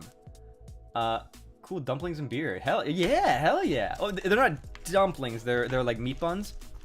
They're called in Chinese it'd be bao. In Japanese it'd be nikuman. So like bread with meat inside and little plastic paper things on the bottom that I have to take off, and they're annoying. Anyways, but yeah, so I took the bus for 6 hours. Like the equivalent. It was like the really cheap, like the really cartoony looking fat British man on the bus. I think maybe. Maybe I'm mixing it up with a different line, but. Are they technically dumplings? Huh. I didn't know that. Let's see. My eating I either hardly eat or I eat too much on random days. Recently, yeah, I feel that. I can relate. But anyways, yeah. So I got to Paris, and I walked around like all day or whatever. And so I'm like, because I'm walking, like my hotel was, so actually, I don't know if you guys remember, there was the terror attacks in Paris. I like missed that by like a couple weeks. Like, basically the point where it happened, I was considering that was one of a couple time frames where I was considering being in Paris. So I actually kind of narrowed, and my hotel was actually, I think it was somewhat close to that area as well. So, yo, Mist, what's up? Can't stop thinking about my abs. There are worse problems to have, I guess. Oh my goodness. Laser got mad at me for getting to eat breakfast for a few days.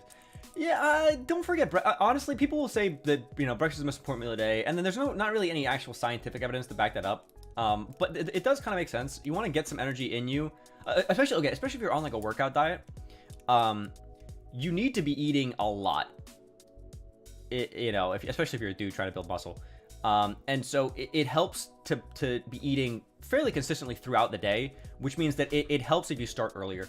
So you don't feel as full because you spread out your eating more. Oh, and yeah, hey, Abakful, what's up? Welcome to the stream. Yeah, the Brits are listening. Listen to me shit talk on Paris. But yeah, so I was walking around, and so I was walking through. I mean, there are areas of Paris, even back in 2015.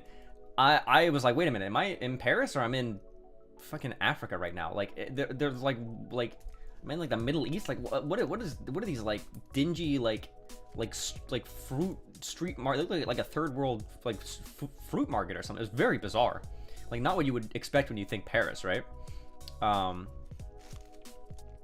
usually think of Paris, you think like Eiffel Tower or like Notre Dame Cathedral, Notre Dame. Notre Dame was actually really cool. I'm glad that I got to see that before the whole incident where it kind of burned down. Yeah. Oh yeah. So yeah, my new background. I'll post the 1080p picture of it on Twitter. I've already like stopped the stream like 5 times to show it off. So. Oh my gosh, show and tell the background again. I'll do it. Hold on. My room background. All right. There's the background.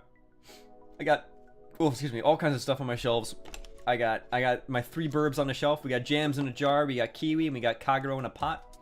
I got some VTubers on the entertainment center next to the CRT. We got VPie, we got Taco Bunny, we got Pappy Fubar, we got Mushi. Got my bonsai tree, which is no longer flat looking, compared to my reference, which looked like that. Oh my goodness, it's so bad. Alright, I'll put that down there. But yeah, got a little fish tank. Yes, it's no longer flat. Anyways, so yeah, I was there. So yeah, I don't know. Paris, just everywhere you walk outside of like the most touristy of tourist areas, it smells like a mixture of sewage and like raw sewage and cigarette smoke. Like every Parisian you see is just smoking. It's the entire city is just very gross. Yeah, who's under the TV? Nobody's under the TV. That's it's game consoles. Here, hold on, I'll activate my cloaking for a second. There's a Wii, there's a Switch. I got Xbox 360, Xbox One, PS5, PS3. Anyways. Isn't Paris a place where it has a gargantuan baguette? Probably. A fun story.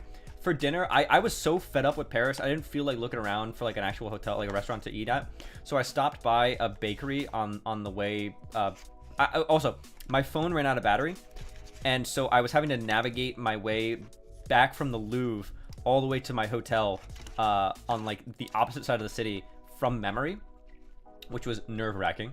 I made it, but for dinner, I essentially just popped into a bakery and I picked up like some pastries and then like an entire whole baguette, and I just ate a baguette for my dinner. I will say this: the French baguette was actually really good. Like, I haven't had a baguette that good in the U.S. I mean, it was still just like a baguette, but it was like slightly better than the best one I've had in the U.S., which is interesting, I guess.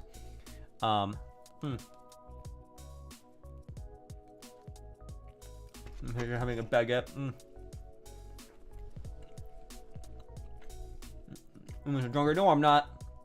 All my alcohol is right over there on the shelf. It's not in my hand. Well, that's in my hand, but the hard liquor's on the shelf. Mm. Mm. French whim. Maybe I'll get myself a mustache. Once I finish switching over to VTube Studio, and they're gonna pin things to me. Anyways, oh yeah, I was talking about. We went off on a huge tangent. Yeah, so I went to France. I went to Paris, and then later on, I went to oh my god, the name is escaping me. On map of Switzerland. Hold on.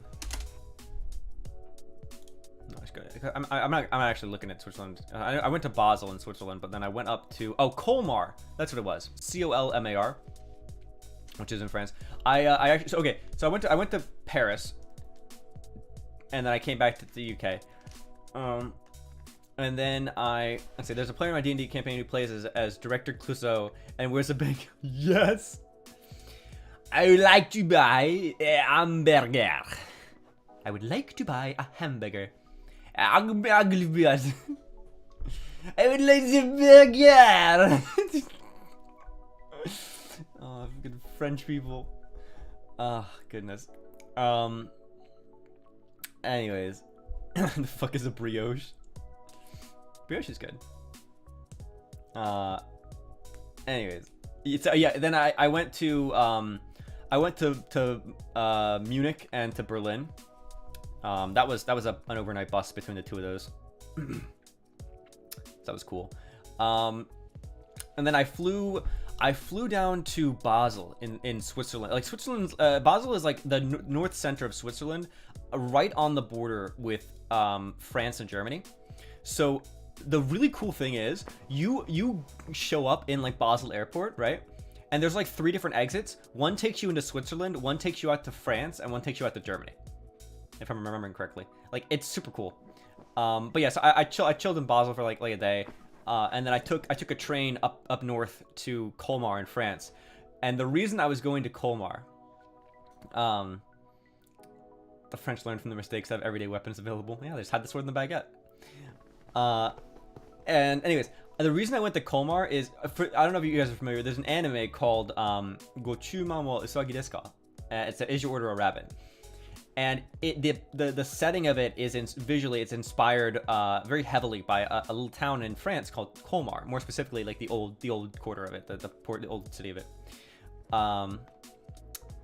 Can't spell bread without bed. Yeah, bread bed. That's a friend. There's like a baguette bed out there somewhere. You know there is. It's just like stale baguettes that have been like bolted together and just makes an entire bed. Somebody's definitely done it. There's definitely a cursed image out there somewhere. And I need it. So if you see it, send it to me. Anyways, yeah, so it had, because the cool thing about Colmar is it's in the Alsace region, which is formerly Germanic territory. So it has influences of both French and German. It's kind of it's pretty cool. They have like the timber frame houses and stuff, like classic stuff. Yeah, very cool. And then, then I went back to Basel, and I was there in like November, and so they had like the Christmas markets up, and I had what was it, Spätzle?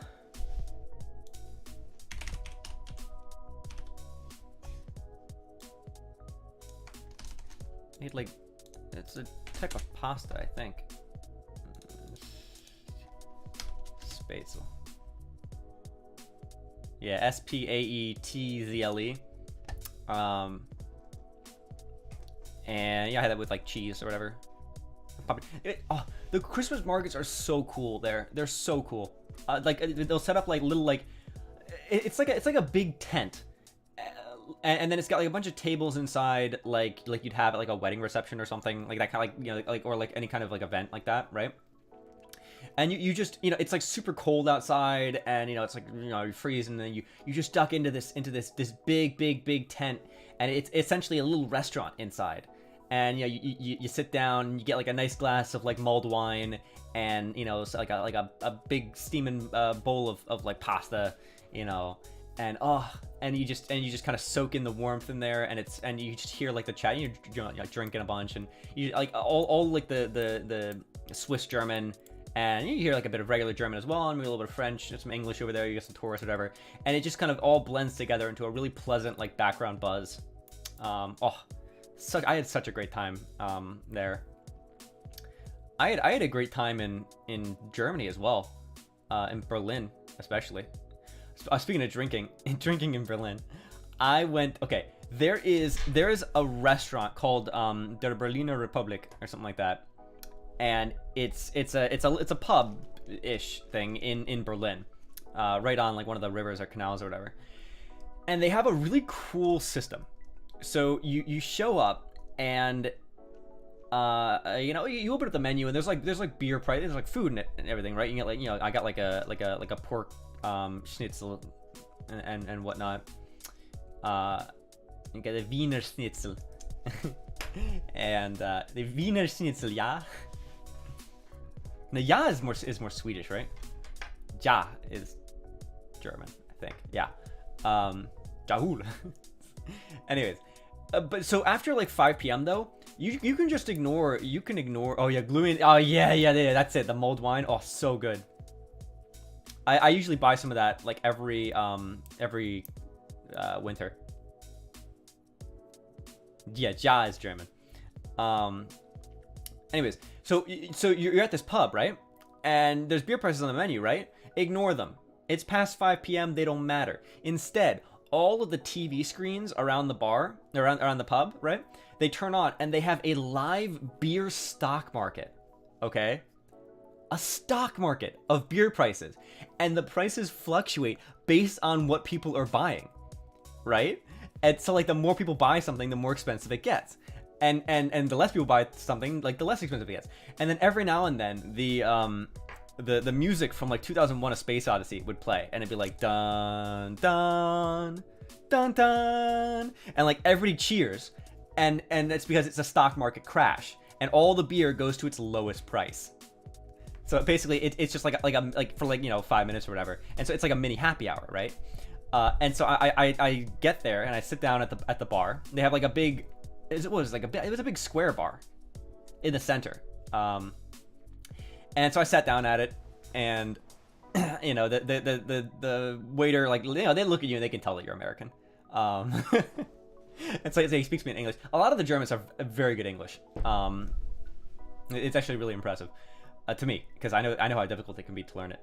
Anyways, so I'm sitting at the bar, and the guy comes up and he takes my order. And as I'm thinking of, I'm looking at it, I'm like, I think I'm gonna get this or this, and then the thing goes off. And he kind of looks at me. He's like, "Hey, by the way, if you're gonna buy beer, you should buy it right now, because right now everything's at its lowest price." And he kind of quickly explained it, like really briefly explained it. And so I was like, okay, well, I just looked at the menu, and I just thought to myself, you know what? Oh, hey gamer, what's up? I'm speaking a bit too fast. Welcome from Russia. No. Privyet is good morning. What is good night in Russian? Hold on. Or good evening. Or would it be morning? Hold on, what time in Moscow? I know there's different time zones. It's nighttime. Dobry вечер. Is that right?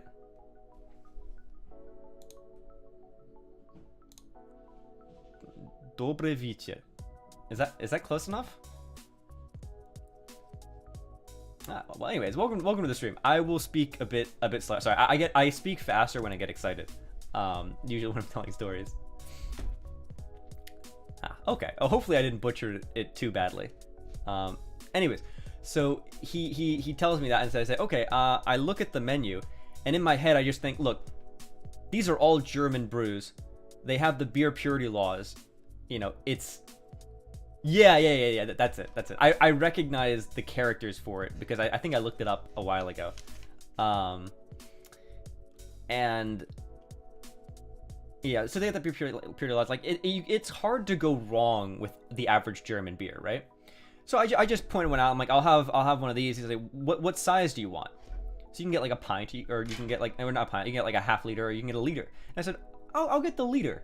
And he looks at me and he kind of pauses, and he, oh, you're learning English. Oh, well, best of luck to you. I know it can be quite difficult, especially if you're coming from from Russian or from Chinese or Japanese. Yeah. Golden experience requiem. English can be rough. Obviously, the difficulty of a language is dependent on the difficulty of learning a language depends on what language you start with. Can't spell Germany without germs. Oh my god. But yeah. So he looks at me and he kind of pauses. He says, "Okay."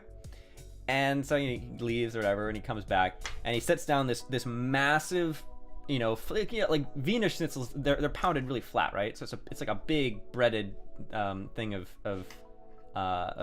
pork, right? What am I talking about? I'm telling stories of traveling in Europe. Talking about a time I went to Berlin. Can't spell win without H. Shh. No, I'm saying so. Don't say that. Talking about a pub I went to in Berlin. Yeah. And so yeah, so I got the pork Wiener Schnitzel, and I got a liter of beer. And so I'm sitting there, and I'm eating it, and I'm drinking it, I'm enjoying it. And I'm getting really full. I mean, a liter of beer and a big Wiener Schnitzel, that's a lot of like stomach space.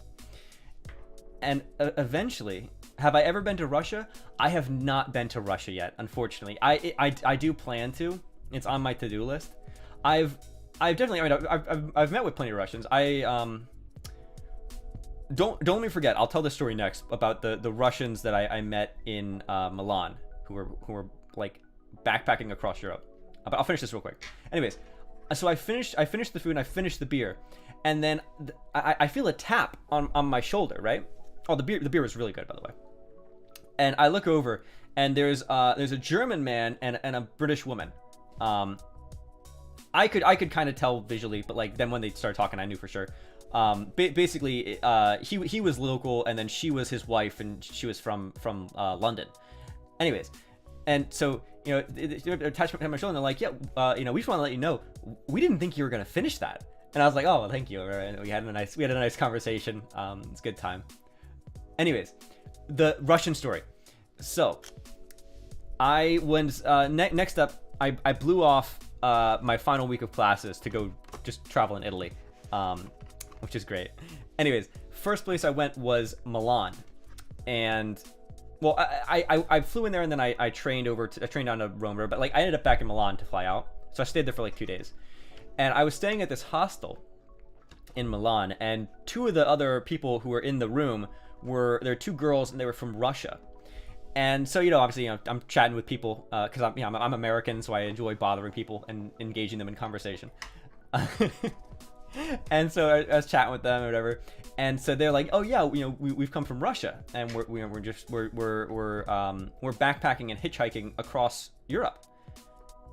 And they had partially hiked through like the Alps, and they had backpacked and like hitched rides and stuff from Russia all the way down to Italy. And I was like, you Russians are crazy. You guys are nuts. You're bonkers, dude. It's so cool. They were very cool. And you could like look at them, and you could tell that they were like strong for like a girl. Like they just had that look to them, like they look really tough, but not like they were cute, but they weren't like butch, you know what I mean? They were cute, like girls were, but they just, you could tell that they were tough, they were strong, very respectable. Anyways, speaking of let's see, when I saw the video, I was just chatting to you, and I realized you're perky for me to come talk to you guys. Nice. Yeah, oh my god, I've only been talking for 2 hours.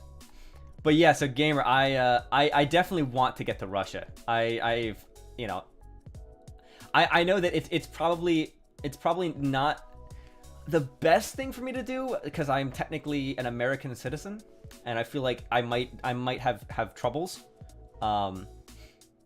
Speak slower? Okay, yeah, I'll speak slower. But yeah, so I do kind of worry that as an American, if I go to Russia, I might they might look at me and be suspicious, or they might think that I'm like a spy or something. And then also my job, I work a bit with the government. Like I work for a contractor who has projects with the government, and so I have to have like clearance, right? And so they might get a bit you know, suspicious if I go to Russia, and they might be like, why are you going to Russia, you know? Yeah, my security clearance might make it, because it's not like a confidential secret or top secret. It's not a government clearance. It's a public trust clearance for people who aren't government employees but work with the government. So yeah, just like the baseline clearance, like project specific, right? So I feel like that would cause issues. So that's part of why I haven't gone yet, but I do want to get there eventually. I think the closest I've been is probably Sweden. Sweden's close to Russia. Well, Germany, I don't know. Well, no, because I was west coast of Sweden. Berlin might have been closer to Russia than Halmstad was. I don't know. But yeah, I'll get there eventually. But yeah, speaking of blowing classes off to go to Italy, I that's what I did. I blew off my entire final week of classes, and I went down to Italy for the week. I actually found a flight from London down to Milan for like £15, which is like, at the time it's probably like $23 one way. That's like crazy cheap. How do I speak so fast? I don't know. I feel like it's sort of, it's weird because a while ago it used to be that like my brain moved too fast for my mouth, and so I would kind of mess up a lot. But now it's like my mouth moves almost too fast for my brain to keep up with. But like it's a bit closer now, so it works out. Yeah, European flights, because like Ryanair or whatever, it's like dirt cheap. Yeah, it's also because I know the language. Like I'm a native English speaker. It's the first human language that I learned when I came to this planet, so I'm most familiar with it. But anyways, so I flew down to Milan and then took a train down to Rome for like 20 euros or something. Whereas if I had just flown directly to Rome, it would have been £80, so a lot more expensive. So yeah, so I flew to Milan, then immediately went to Rome. Rome was cool. You know, I went to the Colosseum, I walked around the city a bunch. Very cool. The buildings are very big in Rome. And then I took the train to Florence in Italy. Florence was actually probably my favorite part of Italy. There's a monastery in Florence. Florence Monastery.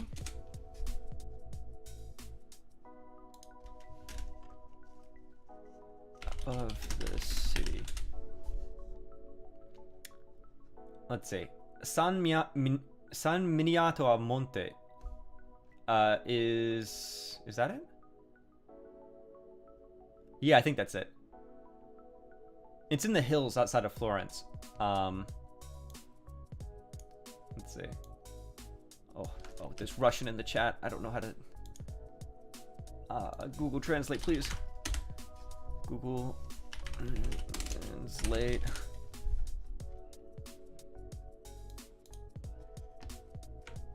Detect language.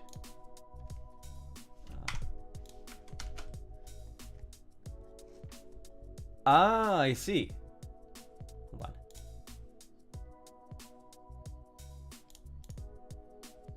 Я даже по-русски так быстро не могу разговаривать. Huh? Okay. I see.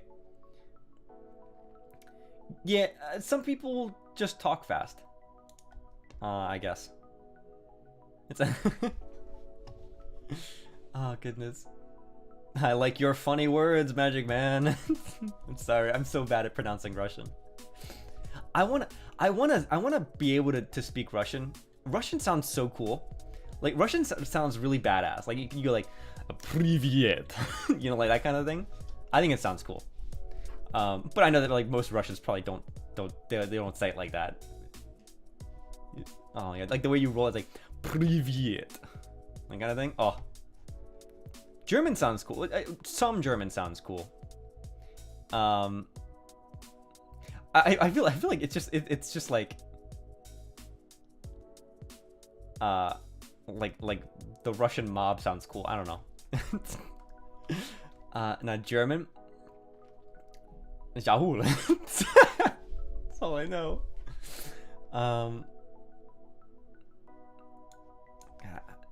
Hold on. What was I talking about? Oh yeah, Florence.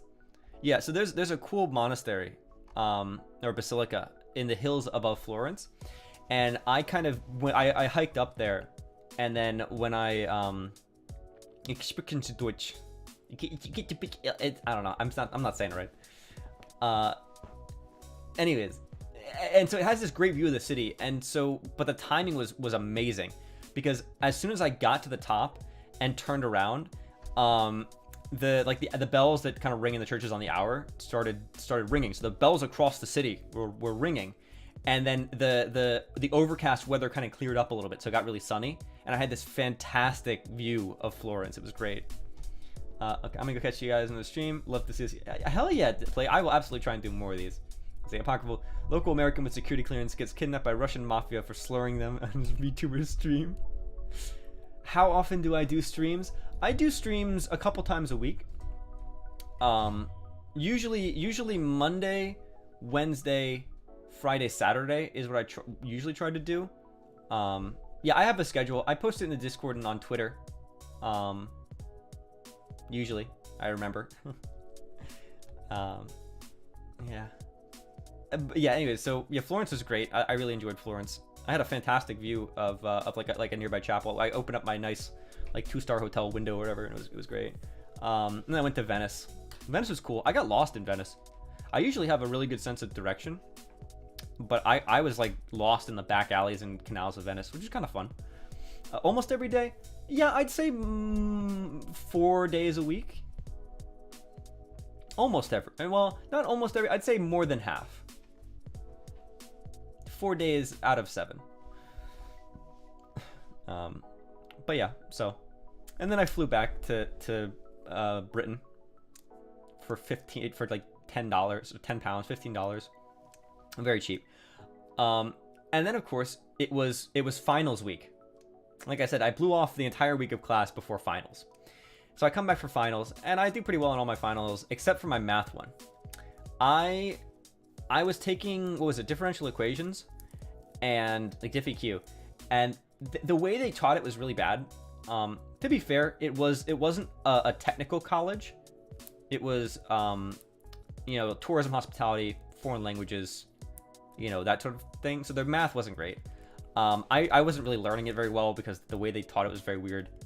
And they said they'd always say beta instead of beta, and that drove me nuts. How long are my streams? Usually my streams are 2 to 3 hours long.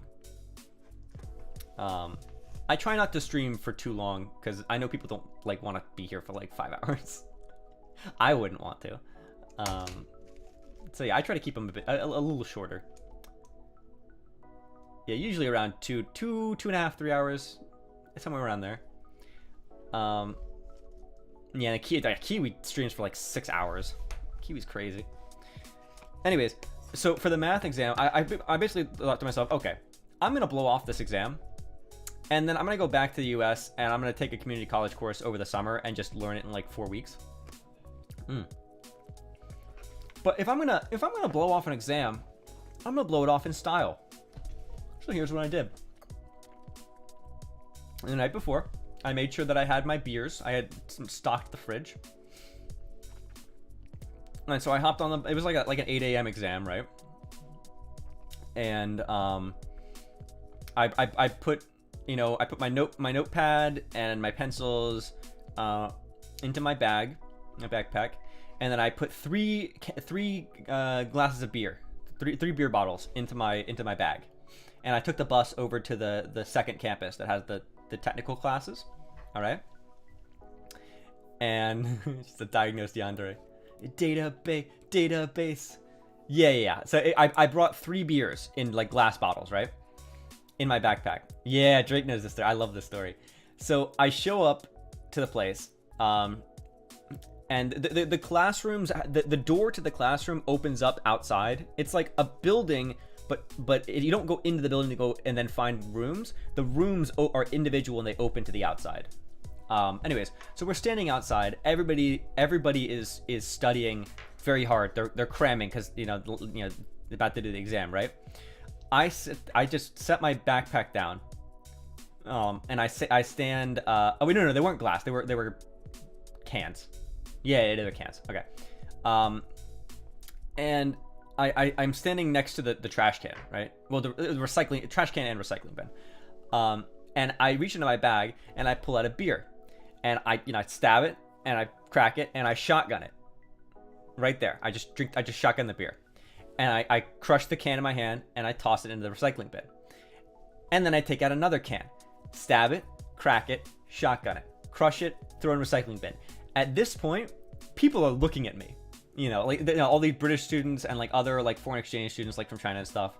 And they're looking at me like, what is this guy doing? I like beer too, maybe in the future. Hell yeah. I would love to have a drink with you guys. Obviously distance is a thing, but like if we do drinking night in the Discord, everybody is more than welcome to be there and we can drink on in the voice chat. And Russian vodka, I think I've had one Russian. I don't think I've had a lot of Russian vodka. I've had I usually get American vodka, like Kirkland vodka, because that stuff's pretty good. But I've definitely had it. I know the Russian vodka is really good. Well, the good Russian vodka is good. But anyways, so people are staring at me, and then I reach in, I grab my third can of beer, I stab it, I crack it, I shotgun it, right, and I crush it and toss it in there. These guys are probably like, this what is this American doing? We're about to take up the final exam for differential equations. This is a math. What are you doing? All right. But I kind of open my notebook and I scribble in a little bit and I flip through and I kind of pretend to be studying, right? Anyways, they open up the doors and we go in to take the exam. And I sit down. I'm like second. I'm in the row second from the back, kind of close to the door because the door's in the back left, right? And they pass out the papers and it's a 6-question exam, but the questions are difficult and some of them take a lot of time, right? So I go through and I do the first problem. First question, no problem. It's very easy. I do the second one, a little bit harder. Do the third one. I think I do half of it. I do all of the fourth one. I skip the fifth one, and I do like the first third of the sixth one. And so I basically, I did like 3 questions completely, and then I did like 2 of them partially, and I skipped 1. So I'm absolutely failing this thing. But I it's only been like 15-20 minutes. No, 15. No, it was 20 minutes or so. And I stand up. It's supposed to take like an hour and 30, right? I stand up. I take my pieces of paper. I do the thing where I kind of like tap them on the table to straighten them out. And I strut up to the front and I drop my test down next to the proctor, right? The guy. And everybody, not everybody, like some people are still focusing on it, but like everybody who I walked past on both sides or whatever is staring at me. And like I turn, I kind of nod to the proctor and I kind of say quietly, have a nice day. And I turn around and I walk out. And in my peripherals, I can see people are just looking at me like, what the fuck what is this American? He just finished the test in 20 minutes and he drank 3 beers beforehand. Because they didn't realize I was intentionally just bombing it. It's so I just walk out, and to this day, I hope that there are still people from that room who remember that and just think that I'm like some absolute crazy person. Let's see. Skarskaya, Russian Standard Gold Winter. Let's see. Do you drink? Which one is this? Bum-ba-dum-ba-da.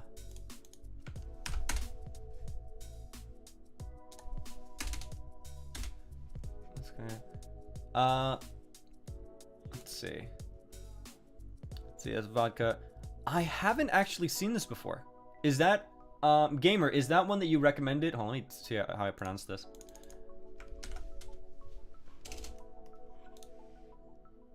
Satsuka. Oh yeah. Is that good? I might have to try it. And also, hi B Reed, welcome to the stream. Oh yeah, honestly, that is one of my favorite stories. Oh, crazy college party. Oh, I'll tell the crazy college party. Okay, so this is back at my university in the U.S. Okay, yeah, I'll make a note of that. I'll go see if they have that at the local store.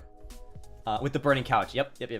Okay, so there was a football game, and basically our team was playing a team that was doing really well. I think it was Ohio State. And they were doing really well. They were absolutely supposed to beat us, but we kicked their ass. Like it was crazy. It was a home game, but we totally destroyed them. And so everybody was going nuts. And so as soon as the game was over, everybody was heading to the buses like that take you like around town and out on off campus and stuff. And going to like the parties, because all the good parties are off campus, because on campus they got to be really strict. You're not really supposed to have parties like with a lot of alcohol on campus. So everybody goes to the apartments and to the rented houses and stuff like out, off campus. And so, my buddies and I are on the bus, and everybody on the bus is like, yeah, fuck Ohio State, yeah, whatever, like just like celebrating and shit. It was a great time. And we show up at this place, right? And so, it's a house party. And I went in for a little bit, but all the house parties are very they're very loud, they're very stinky, and they're incredibly hot, like 100+ degrees in there, because there's so many people in there and everybody's sweaty and it smells gross. So I was standing outside and just kind of drinking. Like, no, wasn't it? No, I wasn't. No, I was drinking. When was this? No, I wasn't drinking, because I didn't drink until senior year. Yeah. No, I was drinking. I mean, I was drinking something, but it wasn't alcoholic. It's probably just like a juice, or water. Do I like Kafkas? Never heard of it. What is? I like kvass, the drink.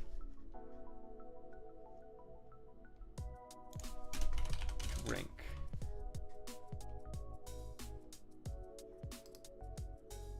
I'm not actually sure what Kafkas is.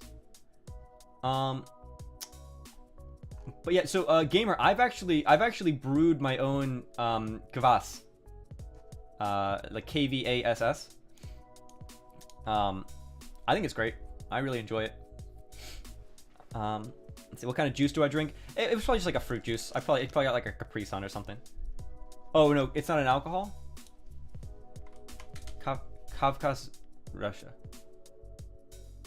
Is it a small harbor? A place?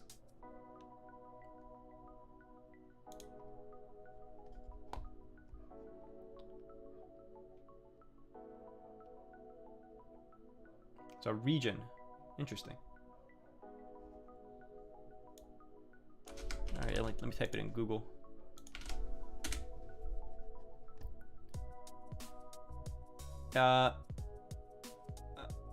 Caucasus is a region between the Black Sea and the Caspian Sea. Okay. I've never heard of it before now. Okay, apple juice is just a lot of sugar.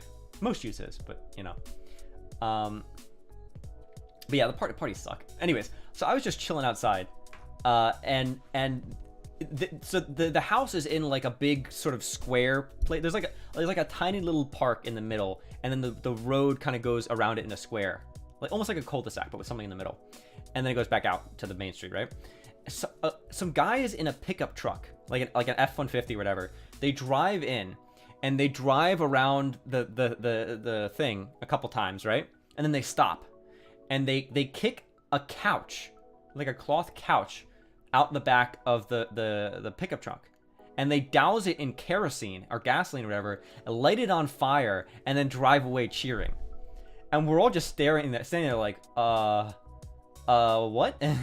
And then like within 30 seconds, we hear the sirens coming, and we're all like, yeah, let's get out of here. We didn't do anything wrong, but I don't want to be here. So we just like left. Yeah, it's very weird. They just like, I mean, it wasn't like a mean, they were just like celebrating, I guess. They were just really drunk. They got really drunk, and they're like, let's celebrate by burning a couch. And they did it. Very weird. Anyways. Mm.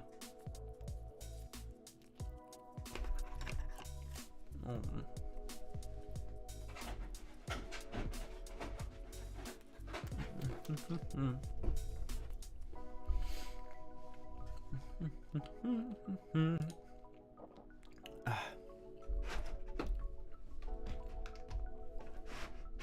Let's see. Do I know something about Khabib Nurmagomedov? Nurmagomedov? Let me look it up. Let's see. Russian mixed martial arts promoter, retired professional. You know, he looks familiar. His ears look familiar. He's got the big ears on the side. I don't know about him. I've seen his picture before.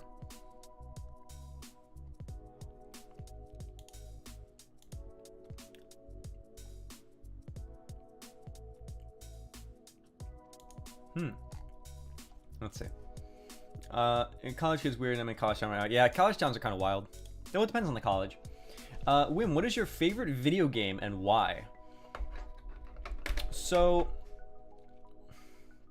by the number of hours, if you want to, the one that I've put the most hours into is easily Minecraft. But I mean, that's kind of obvious.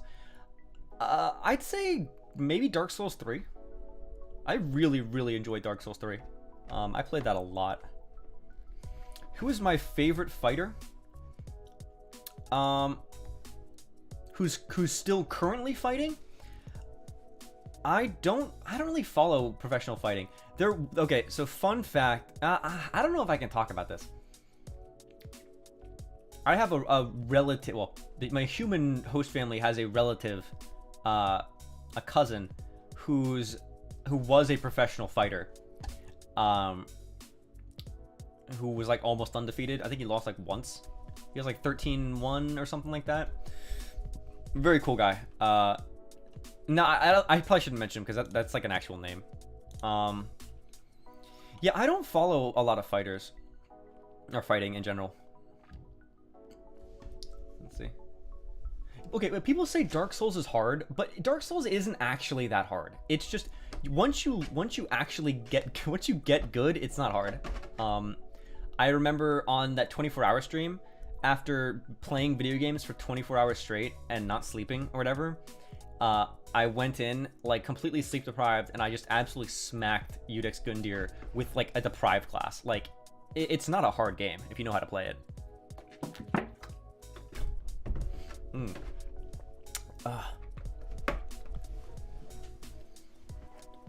Yes, anyways, I'm going to go inspect my plumbing.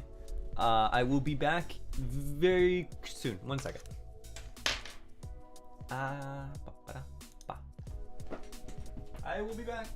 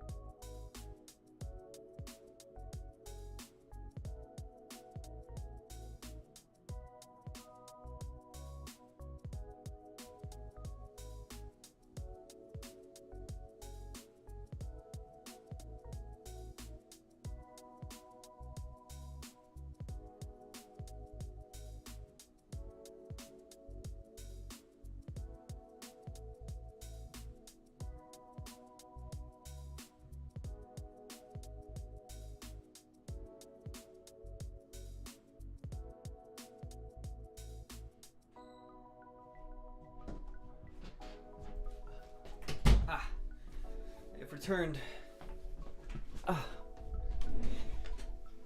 1 second. You know,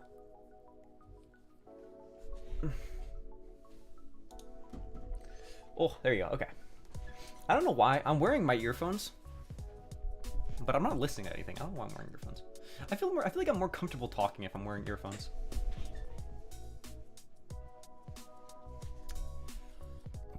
Oh, let's see. Don't touch your family, otherwise you'll be a homeless alien. Let's see. Tell me a movie to improve your English. Ooh, okay. A movie to improve your English.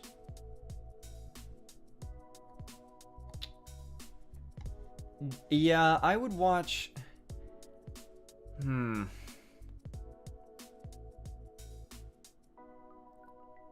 That's a good question, actually. Normally, I would say that if you want to improve your English, maybe watch like a sitcom. Watch like a TV show. I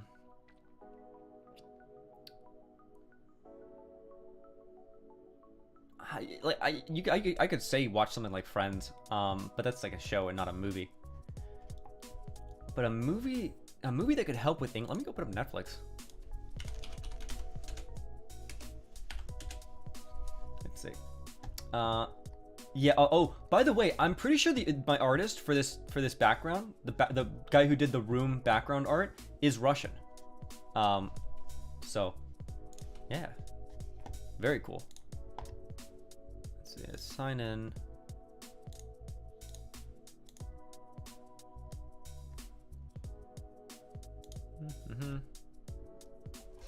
Okay, movies on Netflix. Polar, what is this stuff? American Assassin, Spencer. No. The guy that did the spaceship was he's German, I think. The guy who did the room background is Russian. Watch it again. Part of I could recommend movies that I like, but they're not necessarily good for learning English. I'm trying to think. A movie with probably a movie with a decent amount of talking, but normal situations. So you actually get like usable English, and they don't talk too fast.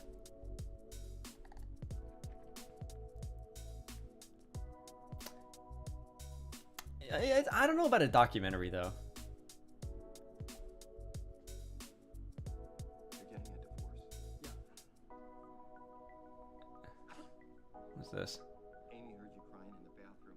We all thought it was cancer. Oh, Thank God, man. yeah, just my relationship. Thank God. Okay, honestly, this actually might be a fun one. So if you watch something like, I think if you watch like a romantic comedy maybe, or like something like that, those are dumb movies, but like probably not bad for learning English. So there's a movie called Crazy Stupid Love. That was okay. I wouldn't recommend anybody watch the news for any reason. Not nowadays. Let's see, hold on. Crazy Stupid Love. That's the name of the movie, gamer. I think that might be a good one. Let's see.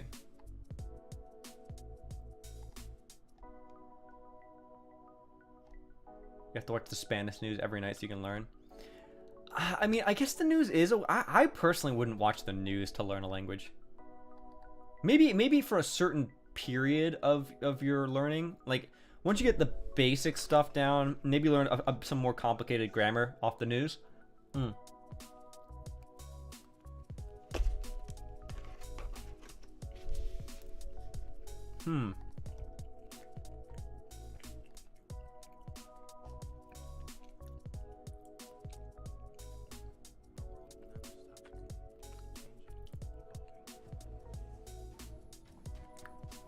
What is this? They don't want us to know what's coming. You see that? Get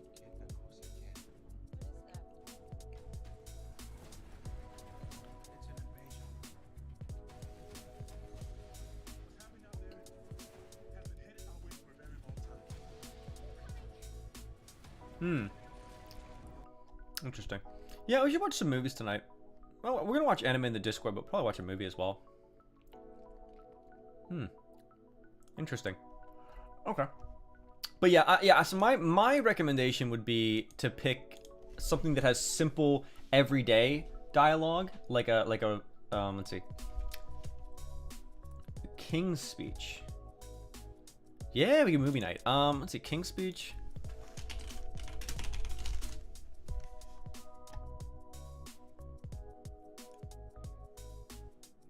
Yeah, you know what? The King's Speech could be a good one. That's gonna be British though. Yeah, so technically, yes, that is a good way to learn English, but keep in mind that it will be British English. Yeah, I've heard it. I haven't seen it yet, but I've been told that it's a very good film.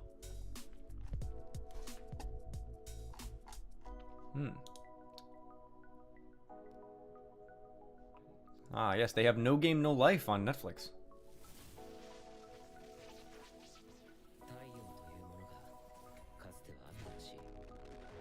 Oh. Oh, it's No Game No Life Zero. I actually still haven't seen that movie. Oh, wait a minute. Yo, there's a section. There is a section, the OG English. I'll have you know that modern British English is actually not the... First of all, Old English is the OG English, and no English today sounds like that. Second of all, the more classical English is actually apparently it's closer to American English than it is to British English. And No Game No Second Season. Yeah, anytime, gamer. Yeah, we're happy to help. Let's see. Anyways, there is a there's a play, like a section on Netflix that says movies for gamers. And No Game No Life Zero is on there. Doom 2006. Operations at Code Red. We really don't have room for passengers. Excuse me, Starring but I Dwayne have "The Rock" orders to Johnson. retrieve data from 3 servers: anthropology, forensic archaeology, and genetics. This is a military operation, Doctor. We're really not here to retrieve your science homework. Look, I got an Hold idea. on, Why I don't want to you hear ask your Dwayne CO "The Rock" what your Johnson talk. orders are? To contain and neutralize the threat, protect the civilians, and retrieve UAC property. We finally done here. Oh my because- god, Doom. Yo, Doom 2006, starring Dwayne "The Rock" Johnson? Hell yeah. Yeah, modern English, yeah, it's a hybrid of Germanic and Romance languages, yeah. Yes, and absolutely, Old English is closer to German.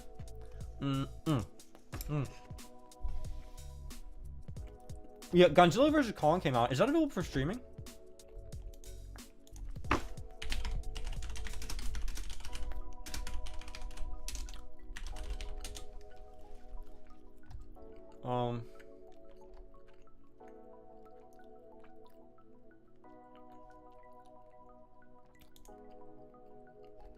It's on HBO Max?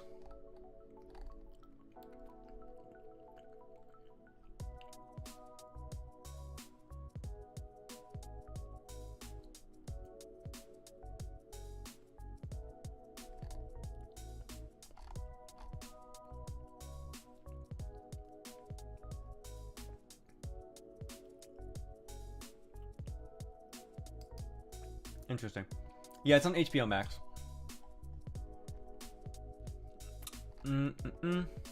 Well,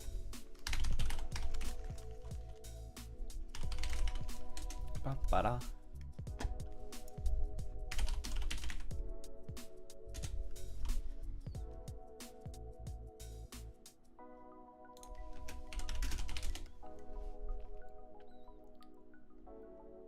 Do.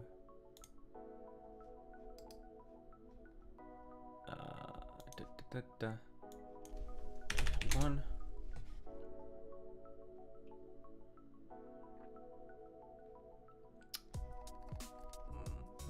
Wow, there's no sources yet. Interesting.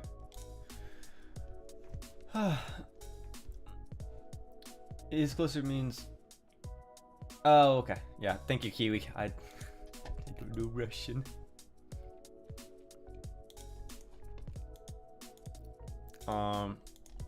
What else are we gonna talk about?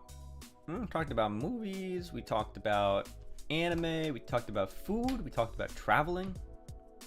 What else did I say I was gonna talk about? I said I would talk about my exercise. I don't know. I feel like I'm not really qualified to. I am. I'm still qualified to talk about exercise right now. I may have been skipping a lot, but I still know my stuff. I also know that these bows are not going to eat themselves.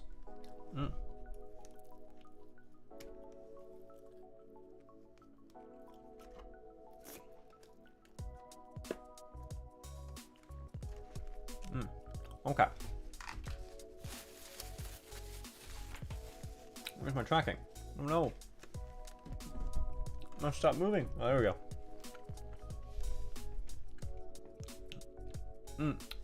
I'm talking about UFC. Yeah, let me see.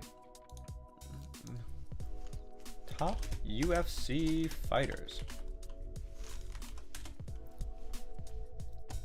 Let's see. It's my favorite food ASMR. What's up, P-May? Welcome to the stream.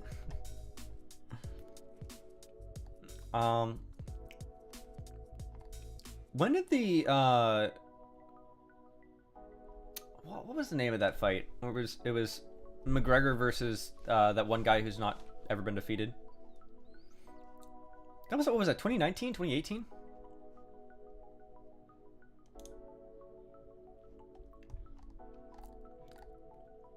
Oh yeah, you know what? How about this? Both of you are cute. Shut up. Oh my goodness. Let's see. Blah, blah, blah. Let's see. We get Justin Gaethje versus Tony Ferguson. We have Dustin Poirier versus Dan Hooker. Wow. Imagine having a name that's Dan Hooker.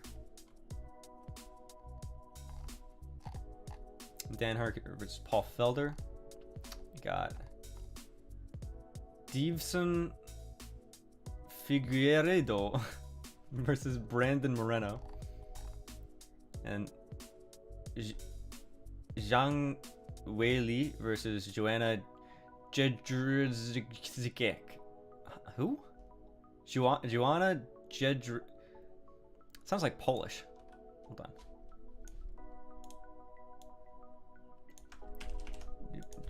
Joanna. Okay, yeah, it is Polish.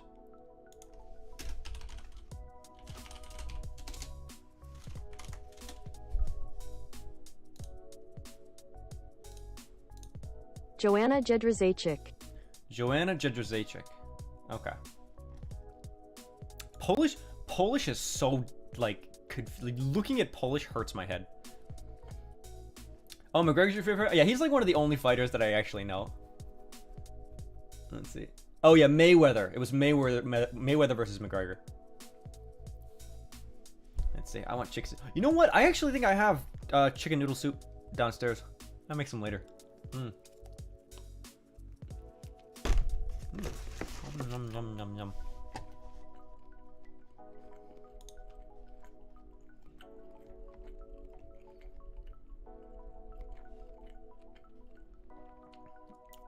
I'm just doing my random YouTube videos.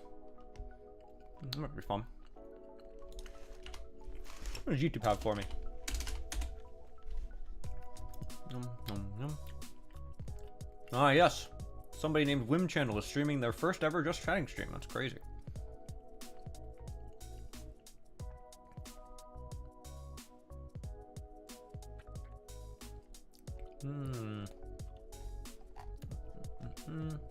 We got Critical, we got Sir Swag, we got Makoto ASMR. Oh, they streamed 5 hours ago. What the hell? How did I miss that?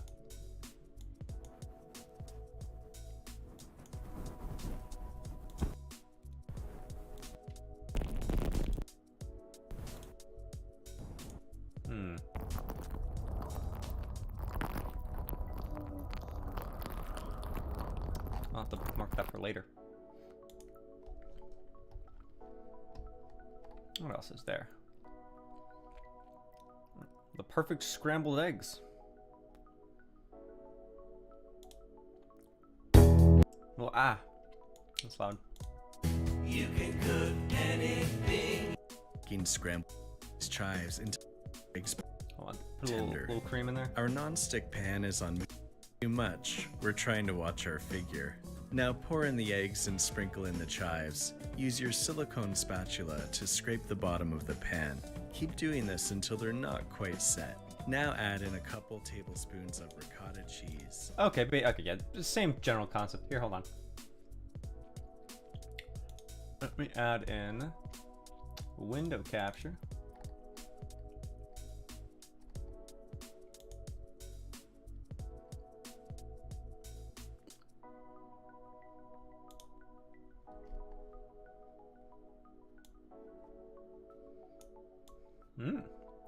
Ooh, look at that. That worked out pretty well. And Kiwi's always crying.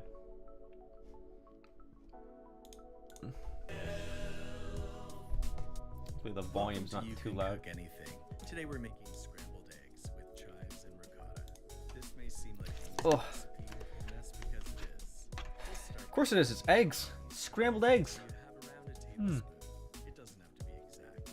Now crack 3 eggs in a bowl, making sure you always crack them on a flat surface. Now we'll add in some salt and whisk. Yeah, some people still think that you're supposed to crack it on the edge of the bowl. You're really not. Eggs before you cook them will make them tough. I'm gonna turn my BDM down. That's simply not true. If anything, we'll make them slightly more tender. Our non-stick pan is on medium-low, and it's time to add some butter. Not too much. We're trying to watch our figure. Now, Not too much. We're trying to watch your figure. use your silicone spatula to scrape the You bottom know, of the pan. I don't know if I necessarily agree with putting the chives in that early. Add in a couple tablespoons of ricotta cheese. Combine it. Yeah, so I would normally use like creme fraiche. Spoon those eggs But onto ricotta some cheese works just toast. as well. It's the same Salt concept. a bit more salt if you like, and some Although that would be a little bit more like the consistency of ricotta cheese. scrambled eggs. And that's You can't hear the damn video? Hold on. samosa. I mean, it's 5 o'clock somewhere.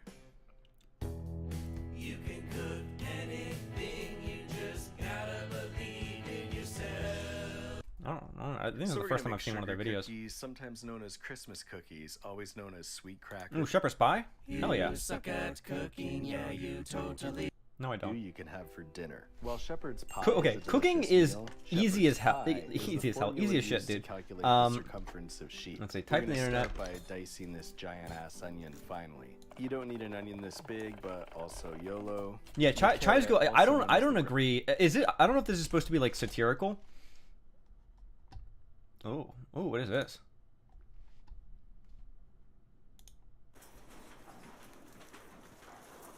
Oh, that's a. What is that? Pork belly? Народ, привет. Мы сегодня решили сделать шашлыки. Очень просили нас сделать шашлыки. Будем готовить шашлыки из свинины. Yeah, we'll watch the shepherd's pie next. I want to watch a little bit of this. Но это не His обычные gamer шашлыки. recommended it. Я сегодня буду в подробностях рассказывать, как делать шашлыки, как мариновать, как вкусно мариновать, да, так как я готовлю. И как выбрать мясо, в принципе, какое мясо сочнее получается, какое мясо более Короче, от жесткое А до Я, получается, как да. говорится. Полностью в подробностях будем рассказывать про шашлыки. Это у нас свиные ребрышки. Свиные ребра, они сочное мясо. Самый лучший шашлык. Да, самый лучший шашлык, самый вкусный, сочный. Потому что сочность придает ему вот этот жир. Как резать I can't мясо? understand the Russian, but I Вот у think I нас get what свиные you're saying. ребрышки. Берем, прям посередине режем, оставляем There's a lot of meat. вот здесь косточку и вот здесь косточку. На каждом кусочке по одному Короче, с косточку каждой стороны остается. косточки должно быть мясо. Да, вот. Прям посередине ребрышек режем кусочки. Видите? Небольшие Yeah, you're kind of with shepherd's pie. кусочки You're at the свинины. mercy of whether or not they actually know how to make it well. Because bad shepherd's pie is bad. But good shepherd's pie is so good. Okay, prepping the meat. Я вас сладкой. Это все. Wait, was that oil or is that? Для мариновки, чтобы у нас специи хорошо впитались, и когда мясо лежит где-то в магазине, в прилавках, да, из него вытекают соки.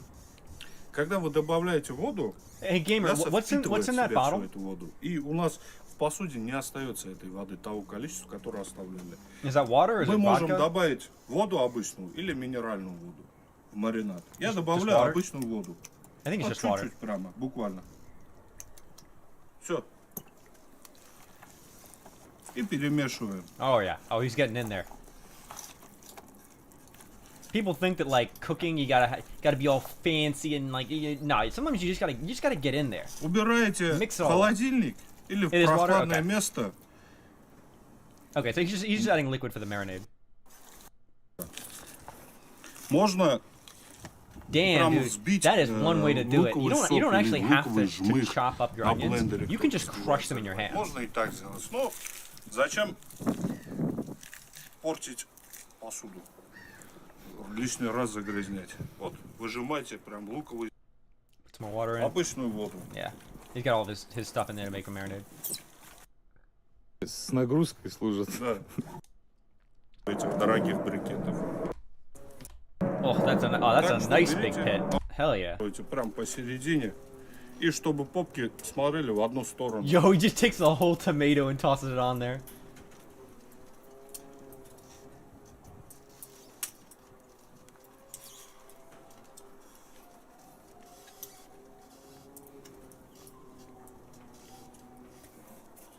Насаживаем Wow, перчик. you really just toss it on there. Блин, на рынке. I want to see him put the Перейдем к eggplants on. баклажанам. Oh, he's gonna cut them up first. Я баклажаны мы. Oh, he didn't do anything with them. Баклажан делаем вот здесь такой надрез. Oh, И сюда he's gonna stuff it with meat. впихиваем свиное сало. I mean, I guess they are kind of hollow inside, so that does work. A Можно little bit. курдюк? Кто не ест свинину, братья-мусульмане, Well, not like super hollow. можно Like курдюк. doable. Oh, И okay. насаживайте на Yeah, шампур. you lock it in place. Насаживайте так, чтобы и сало тоже прихватить шампуром. Interesting. Добавить Oh, yeah, наш big гарнир, peppers. овощной салат. Маску не будешь, да, снимать сегодня? Нет, я вообще обожаю это все. Ну почему баклажан сало кладем? А ты сейчас увидишь, почему. Ты что, так не видел ни разу? Ты что ли? почувствуешь Ты чё? вкус. Свинина. Oh, У that's нас a lot of озеро char. есть. 2 дня назад вот на этом месте люди so отдыхали. it's Посмотрите, littering. что они место Don't на litter, своем kids. месте оставили. Рэмбо, отойди, не... Эх, Кладем наши помидоры. Вот смотрите, помидоры я кладу вот верхней частью вниз. Ну вот той частью вниз. Готовится тоже один раз. Как это армянское... Оператор. Все одинаково. И насаживайтесь, старайтесь. короче, there we постоянно go. заниматься им надо. Damn, that is a lot of Нету food. такого, что поставил на мангал, пошел там своими делами. hey, Cass, what's up? занимаешься, Welcome to the потом stream. приходишь и как бы, потом, в принципе, можно и угли покушать. Я как-то был у одного человека на даче, сидим, выпиваем, и он поставил шашлыки. И пришел рядом, сел, налил. Говорю, у вас горит. Как они мягко идут, Аков. Курица вообще уже сама падает. Also in there. Nice, nice. Готово? Big potatoes in there. Hell yeah. В общем, вот что получилось. Картошечка с салом, свининка, вот это курица. Давайте Это тоже салат, как это говорится, летний. салат. Это тоже надо, давай. Все готово. Oh, hey, Debbie, what's up? Let's give it a taste test.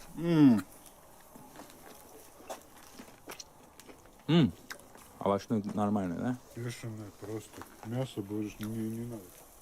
Друзья, мы, в принципе, сегодня рассказали все про шашлыки, практически все.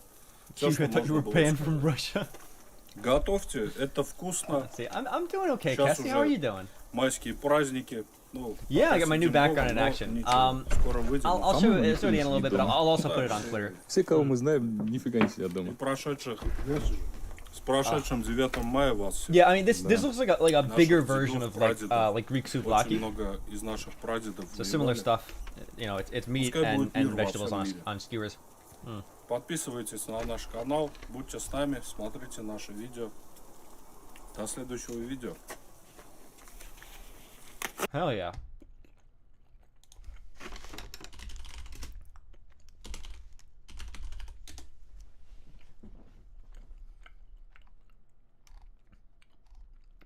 Yeah, souvlaki. Oh, souvlaki's good. Outer one is going to be a bigger diameter, so you're going to thin little slices. Make sure you start with the protein. So, which, by the way, it doesn't really.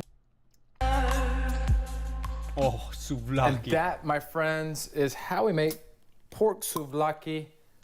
May I recommend a delicious European lager?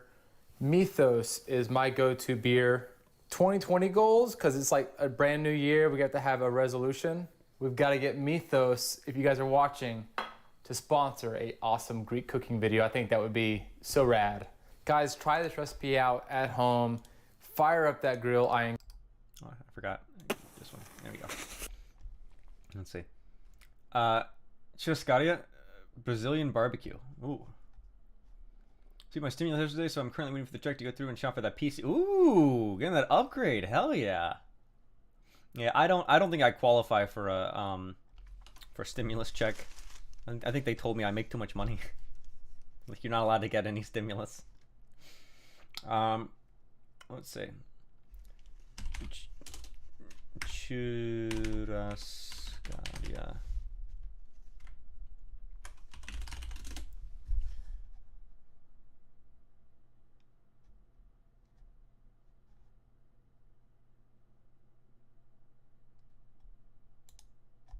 Here we go. Whether you have a child, whether you've adopted a child, whether you mentor somebody. Okay.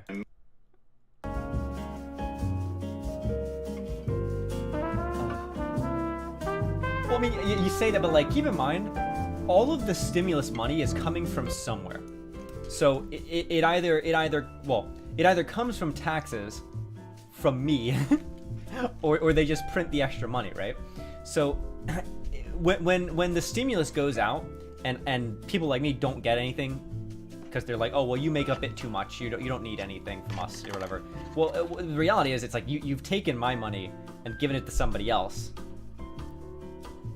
Like, that's just kind of just what it is, you know. But like, yo, Nami, what's up? You're Sag? Why are you Sag? You shouldn't be Sag. It's Saturday.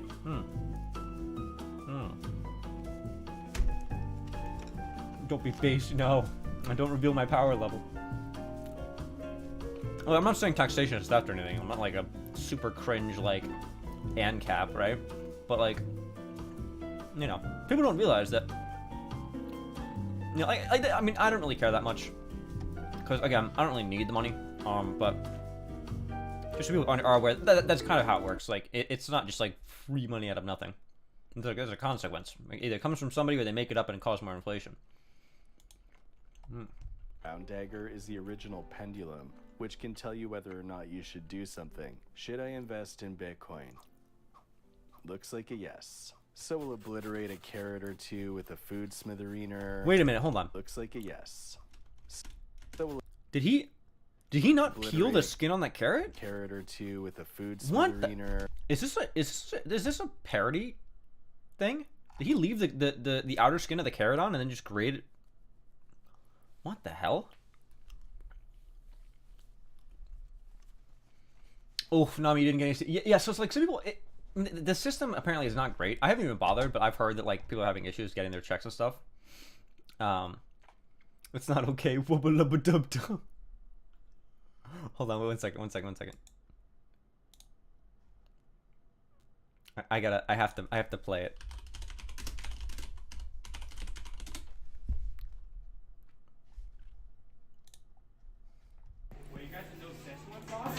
You guys know Szechuan sauce? I want Szechuan sauce. Where's my Szechuan sauce? I'm Pickle Rick. Wubba-lubba-dub-dub. I'm Pickle Rick. Rick. I'm Pickle Rick. Rick. What the heck? What? No, he was definitely. Did you guys see that guy? Yeah, I got that was definitely like a Filthy Frank kind of thing, where you just here, hold on. Oh God, Filthy Frank, Papa Franku.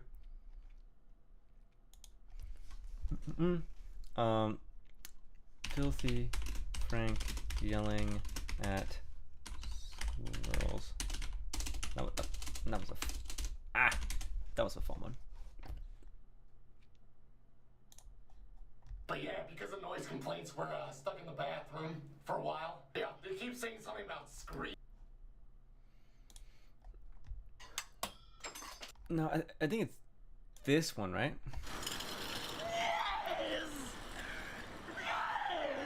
Like, really, Divvy? You think that he was legitimate? Did they come out and say that? Because I'm pretty sure it was like a joke.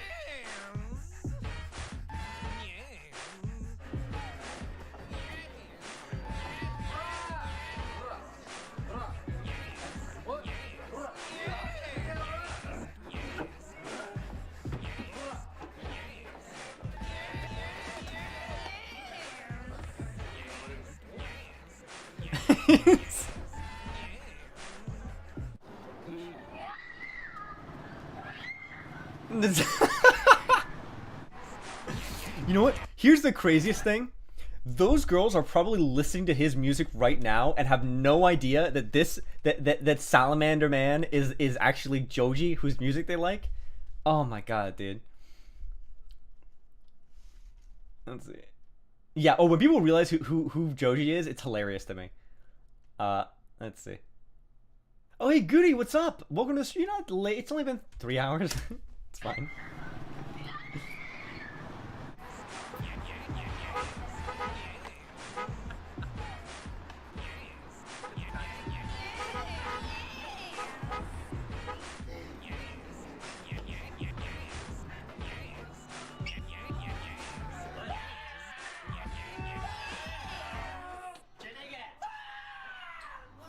You just say, did they get?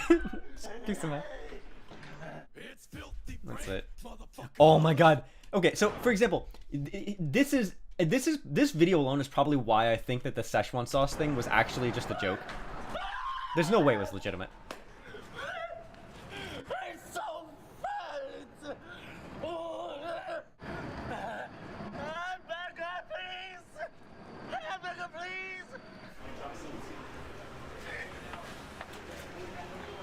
Hamburger, please. Can I have a hamburger, please?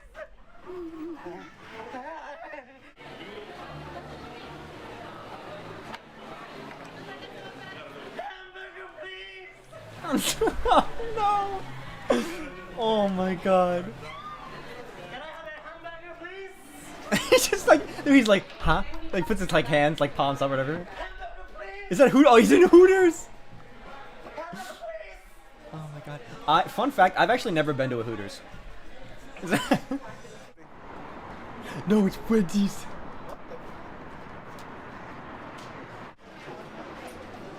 Can I have a hamburger, please?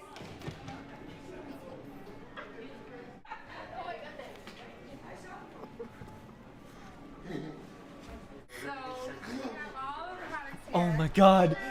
He goes into like oh god, what's the name of the candle shop? Can I have a soap, please? Sure, here you go. He goes to lick it. Oh my god.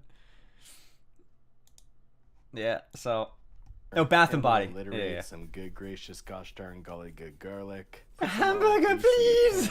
Add in the onion, add in the carrot. Oh my god. Jangle this on medium for okay, god, look how dirty that carrot looks. Add in the onion, add in the carrot. Jangle. That is so. He definitely did not peel that before he grated it. That's gross. There's still dirt on that stuff. Ew. Yeah, when server goes to Hooters. I might make it a thing. I might just go to Hooters and tweet from Hooters or something. Hello, waitress. Can I please get a hamburger? This on medium for a couple of minutes. Yeah, no, you got to do it Pink Panther style. You got to hamburger in there. Then I'm gonna shepherd the veggies into a ring of fire and add in the beef. Now, English shepherd's pie is made with lamb, but if you're eating the lamb, were you actually being a good shepherd? I don't think so. Add in some flavor-enhancing crystals, aka salt, and some pepper. We'll let that brown and break it up with the veggies on the edges. Alright, you going to the Thai place? Alright, have fun. Let us know how it goes. Pretty brown, we can have it rejoin the flock. Now we'll add in a tin of tomato glue, a tablespoon of Worcestershire sauce, a tablespoon of red wine Vinegarstershire sauce, Dirt is yummy. classic flavors of rosemary. How would you know and that, a Yami? pinch of Yami? thyme. You been eating dirt? If you soak these Huh? two herbs together in water, you get shepherd's cologne. I like using the dry stuff because whenever I buy a fresh herb, Yeah, but so I the thing use is, it once and I then it personally just don't. rots. I So always don't make sure sleep on to dead herbs. Dead herbs are awesome. Wang to peel jangle it this completely because and then add you in a cup of you know broth. I don't want This to run is the risk veggie that like I'm broth, not but gonna you wash can use all the beef dirt off. broth, chicken broth, Barguest or Grindalo. All right, broth good night, when in gamer. season. Yeah, it's Now really late over head there outside in into Russia. the So yeah, have a good wilderness night. Thank you for and coming by. harvest a naturally occurring peacicle. Now I'm gonna dethaw my peacicle and then throw those in there, and then I'll pop out the apple corn and add some of that in there. Then we'll wang jangle that together until we get shepherd's slop. Come to think of it, this would make an amazing sloppy Joe, aka the sloppy shepherd. I think you can get Nobody away. likes Yeah, don't peeling peel potatoes if you're gonna unless cook you're them. some sort of masochist. Well, Whoa. hold on. It depends. If it's like these kind of potatoes, well, if you're doing like a really long stew, yeah, you probably want to keep the skins on these and just like cube them up or whatever. Let me think. I mean, you wouldn't peel like a russet potato. You're gonna bake that. Oh, look at that one. It's like a jug. Let's see, hold on. What did gamers say?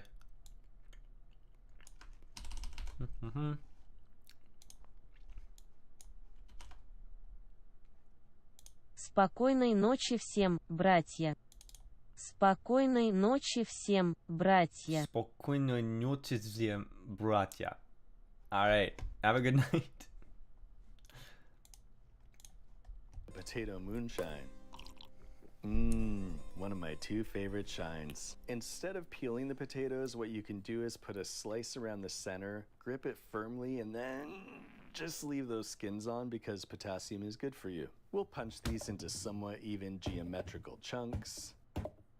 Then we'll make an ocean hot tub and put. Whoa! Don't do that. Yeah, That's I figured that it would end up like Like this, the pot, where also my don't just go talking high. stream would be. Also, Oh, I ladle finished the some of bows by the that way. out of there. But aside from that, it's perfect and Get rid of those awesome. bow And we'll buns. cook these until Nom, 4 nom, nom. o'clock because the fork is the ultimate determiner of doneness. We'll drain these and throw them back in the empty hot tub. Then we'll add a chunk of salted butter and some milk or cream. Give those a good fang jangling, and then we'll add in some grana padano, which is just bootleg parmesan, and a bit of garlic powder.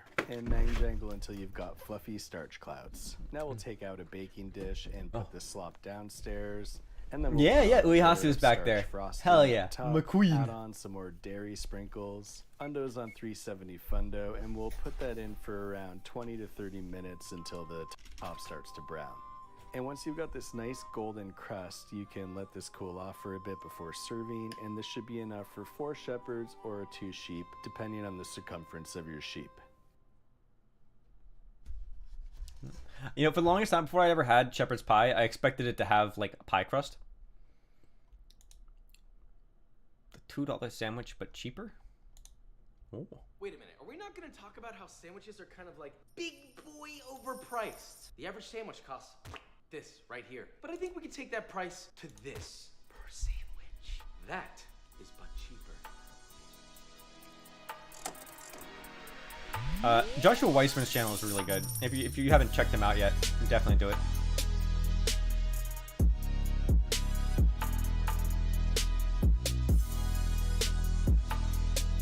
Yeah, I'm probably gonna finish up the stream soon. At this point, I've finished all the topics I thought about talking We all know about. bread is cheap. Everybody knows that. But let's talk about the meat. Let's see, gravy before or after?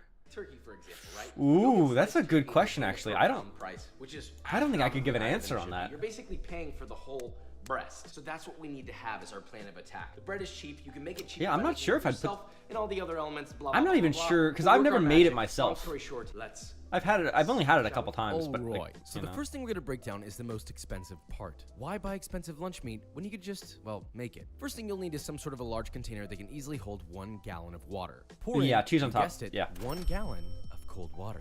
To that water, you're gonna start whisking and adding 3/4 of a cup or 216 grams of kosher salt, half a cup or 115 grams of brown sugar. Whisk all that until Oh, wait, completely Nami, dissolved. you're making Then shepherd's optionally, pie You soon? can add aromatics like 1 Hell yeah. tablespoon or 9 grams of uncrushed black peppercorns, 2 crumbled bay leaves, and 3 sprigs of fresh thyme. When we There want to know also the might be secrets of the crushed. universe. Optional, but, you know. I'm not a time traveler.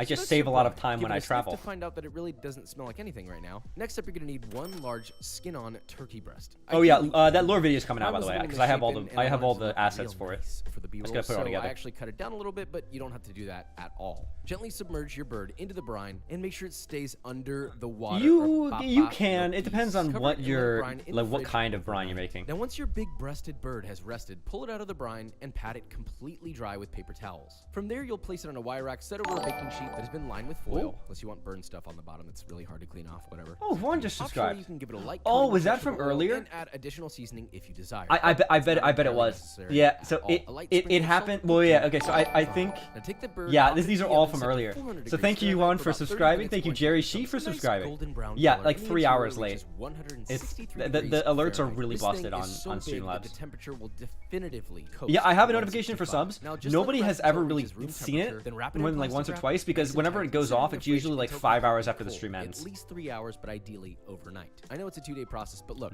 now you have a massive amount of turkey lunch meat. Now all you need to do is slice it up. Obviously, you could just use a sharp knife and slice it as thin as you want, and this is but cheaper, so I'm going to recommend that option. But I wanted to try this meat slicer that I got, and I gotta say, it kind of sucks, but it got the job done, so whatever. But hold on a second. Let's look at this gorgeous slice of turkey. Unbelievably moist.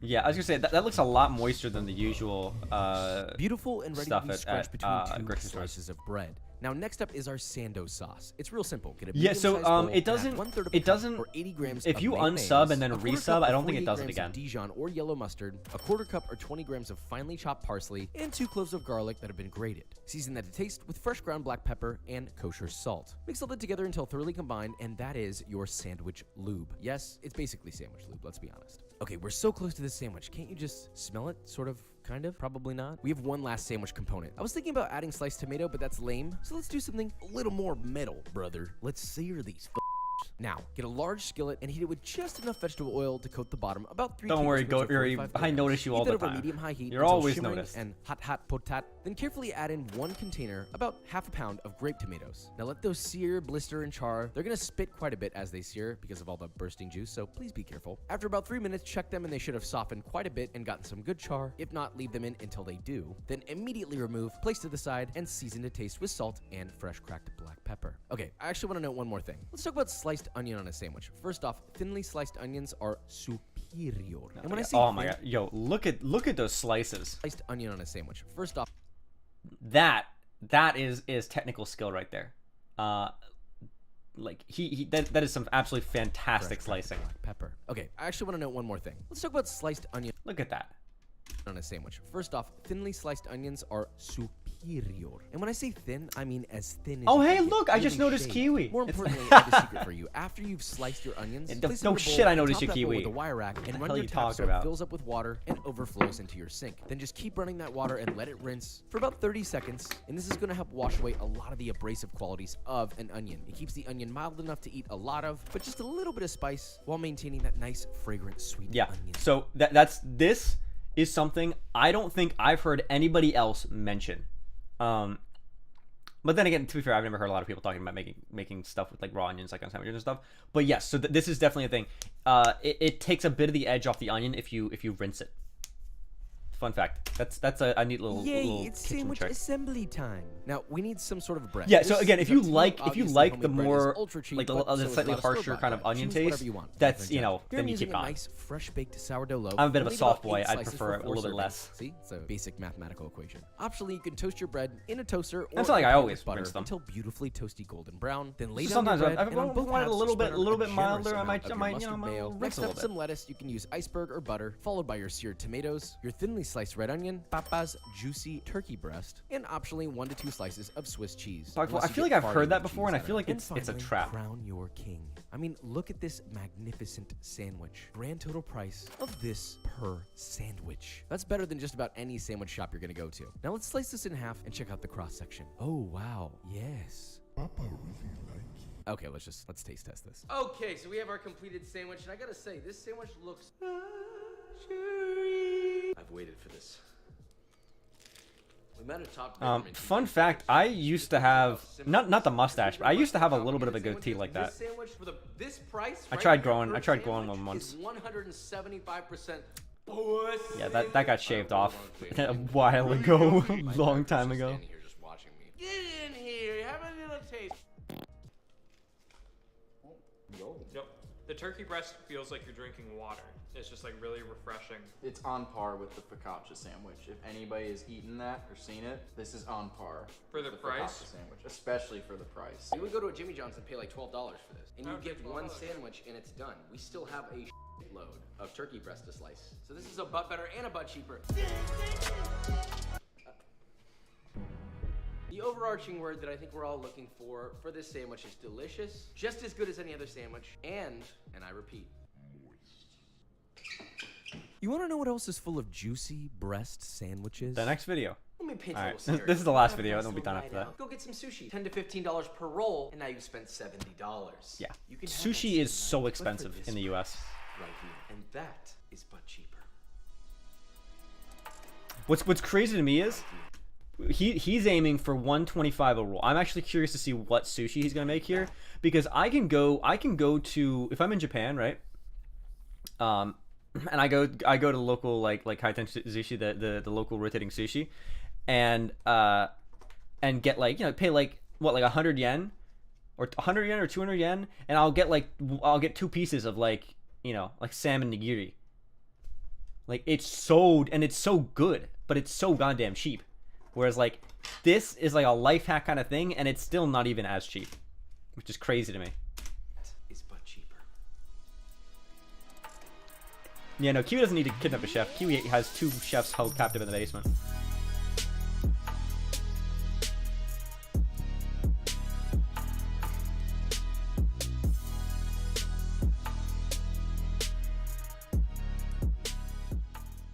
The average cost of most sushi rolls can range anywhere from 10 upwards of 20, maybe even $30 if you're getting a really fancy one. At the end of the day, what you're paying for is a product that most people think they can't make. And that's just not true. You just need a little bit of technique, you need a little bit of care. I actually have a and you can sushi make it making yourself at set home, thing honestly, quite easily. Just be somewhere. patient. It's packed away. Okay, I'm gonna try and be as flexible as possible, but I will say that there is one non-negotiable. YouTuber that name, both it is myself and I believe Joshua Rock would Weissman. agree with. So with all that said, let's Highly recommend this guy. shall we? Okay, for all the people who are new to sushi, please understand that rice is the most important component of your Yes, life. absolutely. If you mess it up, both Papa and Uncle Roger will be at your doorstep waiting. Now look, I've already done a guide on how to prepare sushi rice. The link The is rice in the is so description. crucial. For a Everybody brief thinks just recap, rice as you need like 2 cups just of it's sushi just rice, right? No, always rice wash is your rice. And we're gonna wash it twice. Add it to your rice cooker. Yeah. Oh, also, I want 2 to point cups this of out. Sushi rice. That motion, that is how you properly wash rice.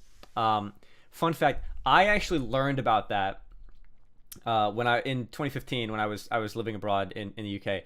I was watching a video on whatchamacallit, sake brewing, and the way that they washed the rice with their hands was they had that kind of motion to it. And I was like, oh, that's interesting. Well, if they're making like that for sake, I should probably use that for just when I cook rice anyways, right? And so I started doing that for rice. And so I one of my roommates was like a Chinese exchange student, and she saw me washing rice that way. She's like, where did you learn how to do that? And I was like, oh yeah, you know, I just watched a video. So it pleases me greatly to see somebody using the proper motion for cleaning the rice. Always wash your rice, and we're gonna wash it twice. Yeah, you wash it. You wash it multiple times. I usually wash my rice 3 times, but the last one's a bit more of a shake rinse. Equal parts water, and no, I'm not budging on this. I know also, wash it cold. Don't wash it with hot water. Please just use a rice cooker. All right. You're Yeah. gonna make your seasoned rice. Get I have a Zojirushi rice cooker.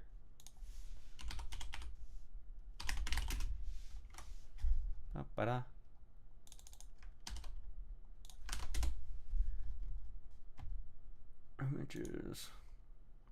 See if I can find it. Oh, this one, right? Yeah, this is the image. That's the exact rice cooker that I use. It's a really solid one. You cannot make the white rice it makes is so good.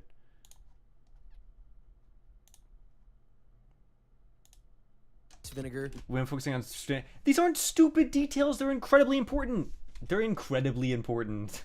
Just super easy to make. Then once the rice is cooked, you're gonna season it with your sushi zoo. Okay. Yeah, he's got This is a bit over the top. You don't really need one of these. And that's your sushi rice. Like I said before, if you want to know the full recipe on this, the link is in the description in my tamaki video. So now we have our most important component, the rice, currently sitting at this price right here. Then just gather your rice up, place it back in your rice cooker on the keep warm setting. We've got 3 rolls for you. Classic spicy salmon tamaki, a vegetable tamaki, which I think might be vegetarian, I'm pretty sure. I don't ever trust myself to say that because I always forget that one ingredient. And a pork belly. Oh wait, okay. When he says he means like the whole roll for it. Okay, that's like, yeah, that's a good price. That's I'd say that's comparable, maybe even slightly better. It'd be a whole lot cooler if you made than rotating sushi. 3 shallots, then slice your shallots as thinly and evenly as possible. But then again, I don't get maki sushi because fun fact, I don't like maki sushi because I don't like seaweed. Then begin constantly stirring the oil. So I just get nigiri. To light bubble, then start frying violently, and as soon as they turn golden brown, immediately fish them out of the oil using a spider and drain them on paper towels. These burn really easily, so just try not to get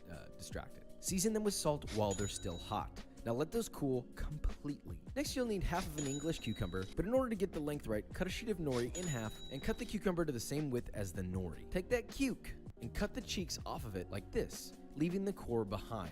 Then take those cheeks, cut them into batons. Yes, haha, Josh said cheeks, very funny. Now for the salmon, you're gonna need half a pound of sashimi grade salmon, which surprisingly was only like $8. Perfect. Goody goody is a type of ice cream. I mean, everybody liked it anyways. You didn't have to be ice cream. Cut your fish using a very sharp knife, using single strokes only into nice half-inch cubes. Don't saw when you're cutting fish. When you're cutting fish, do not saw back and forth. First of all, you shouldn't have to because if you're doing that with meat, you're not cutting with the proper technique anyways. You want a nice, deliberate, slow, clean cut, clean stroke with your knife. Because fish will tear and get mushy and get messed up very easily. Single strokes only into nice half-inch cubes. Then in a separate bowl, you're going to combine a 1/3 cup of mayonnaise. Oh yeah, the Japanese 3 mayonnaise. 2 tablespoons of sriracha, 1 green onion, thinly sliced, salt to taste, and 1 clove of grated garlic. Mix that together, add in your salmon, and toss to coat. Now to make your roll, get yourself a sheet of nori, cut it in half so you have 2 for the your sheet? salmon, and toss to coat. Now to make your roll, get yourself a sheet of nori, cut it in half so you have 2 halves, and repeat that so you have about 8 to 10 sheets. Take one of your half sheets, dampen your hands with water, and spread enough sushi rice along your nori. And if you're making sushi of any kind with the rice, if you're shaping rice, you should dip your hands in water, your fingers in water. To cover about 3/4 of it. You want the top to have a little bit of exposed nori. Next, spoon on 2 to 3 tablespoons of your spicy salmon, a cucumber baton, top with crispy shallots and some sesame seeds. Roll that up from the bottom, leaving a little tail of nori at the base, and you have a lovely salmon tamaki. For this price, to make 8 of them, dude. That means each tamaki is gonna cost this. That's a big flex. By the way, these are hand rolls. You eat them as an individual serving, so just, bite it like a burrito. Now you thought we weren't gonna put fish. You thought wrong, all right? You can't just, we're not gonna skip fish. It's not happening. Salmon, I think, is gonna be the closest, most affordable raw fish you're gonna get. Tuna is medium tier. Tuna is medium tier in expense, so we went the lowest option with salmon and spicy. Yeah, salmon is probably my favorite fish. Immediately is already my favorite one so far. The salmon's fresh, it's spicy, it's creamy, salty, umami. What's the point of even going to a dang restaurant? Sometimes you just want to make it yourself for this much money. Brother, I've already made 3 of these now, and look how much is left, right? And this salmon only costs $8. 8! You're trying to tell me you're not gonna save money eating, cooking at home. Get the hell out of here. Next up, vegetable tamaki. You're gonna start with 2 large portobello mushrooms. Portobello, cut the cap into 3/4 inch portobello mushrooms, man, it kills me how much my fam does not like mushrooms. I'm like the only one who actually likes mushrooms. Score the flat drives me nuts. In a crosshatch pattern, so it looks really cute, and also so it cooks better. Do that again on the other side, then fill a medium skillet with enough oil to coat the bottom of the pan. I've actually never cross-cut onions before like that. Hot. Then lay in your mushrooms. Avoid overcrowding the pan. I like to use something to press it down. This is a chef press. I love these things. Use them all the time. And let it sear for about 2 to 3 minutes. Give them a little flip to look at one of the most beautiful mushroom sears I've ever seen. Oh my God, look, it looks so good. It looks like meat. Look at that. Mushrooms are so good, dude. Sear for another 2 minutes. Then remove them. Yeah, my human host family, I don't know what the hell's wrong with them. They don't like mushrooms. Yeah, I didn't know that they had an actual specific tool for that, but that makes so much sense for the chef press. Mushrooms are great, dude. Oh, look at that. Now in a small bowl, combine a 1/4 cup of fresh mint leaves, a 1/4 cup of fresh cilantro leaves, and a 1/4 cup of fresh Thai basil leaves. Toss it together until minutes. Then remove cilantro cilantro leaves, and a quarter cup of fresh Yeah. basil leaves. I'm not a Mix it huge fan of together until you've got a cilantro, fragrant mainly because and I've delicious made flavor. guacamole with it so much, and it's such a Now, for pain to assembling get all it, the hash leaves your off. nori, spread Because out if your you make good, if you're making good guac, you don't put the stem in. Add on 1/8 of an avocado. Brush your avocado with soy sauce. Add your seared mushroom, a nice cuke baton, thinly sliced green onion, and some of your herb salad. Oh, and last but not least, a nice handful of fried shallots. Then roll that absolute unit up nice and tight and marvel at its beauty. But more specifically, this amazing price for 8 total tamaki, meaning each tamaki will cost you this right here. We got a tamaki hand roll. We've done this before, obviously. Tried a but, roasted this is with the worm focus of before. it being affordable. I This is once- a I once, vegetarian, uh, I think it's vegetarian. And I once vegan, licked a think. worm I don't really for a think it quarter. that much through. All I know is that it's mostly vegetables and there's no meat or animal. Fun fact, fun story. I don't know. Have I told that story? It was very early on in my time on Earth. I was blending in as a human child, and so how to eat fried worms was like the big thing at the time. That book series, and so I was at the local community pool, and one of the kids there was like, "Hey, I bet you won't find an earthworm and lick it." And I said, "I can do that. You know, that's easy." And then he's like, I will give you a whole quarter if you could find an earthworm and lick it." And so I went into the mulch, and I picked up an earthworm, and I licked it, and I held my hand out, and he's like, "Oh, okay." And he put the quarter in my hand. Products, I think. Joke's on him. I may have licked the worm, but I also got a quarter, and that was a whole gumball. I got a big gumball. A lot of people are like, "Josh, They why had don't you the give the pool had a gumball vegetarians dispenser. It was great. attention?" I'm doing it. Granted, it's in the exact same format as before, but it doesn't matter. Which is hilarious to me because like it makes sense because you're not supposed to eat and then go swimming, but like if you're just chewing gum, that's different, right?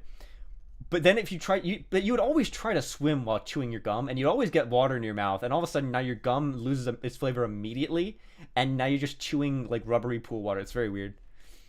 Yeah. Okay, you can have this easy to make, beautifully curated flavor. A quarter was gained that day, but the fear in that child's heart will never be fiscally quantified or quantifiable. For this price right here. Okay, we saved the best for last. A glazed pork belly maki roll. Before we start playing with our meat, get You never yourself tried to swim with gum? Nice, large, thick, I've done that. juicy, carrots. Peel them, then julienne. See, this guy gets it. You peel your carrots, okay? Good lord. As fine as possible. I actually used a julienne peeler. Sure, it's Look, cheating, Divvy, but I never it works said that I well was and it's smart. Fast. Link in the description.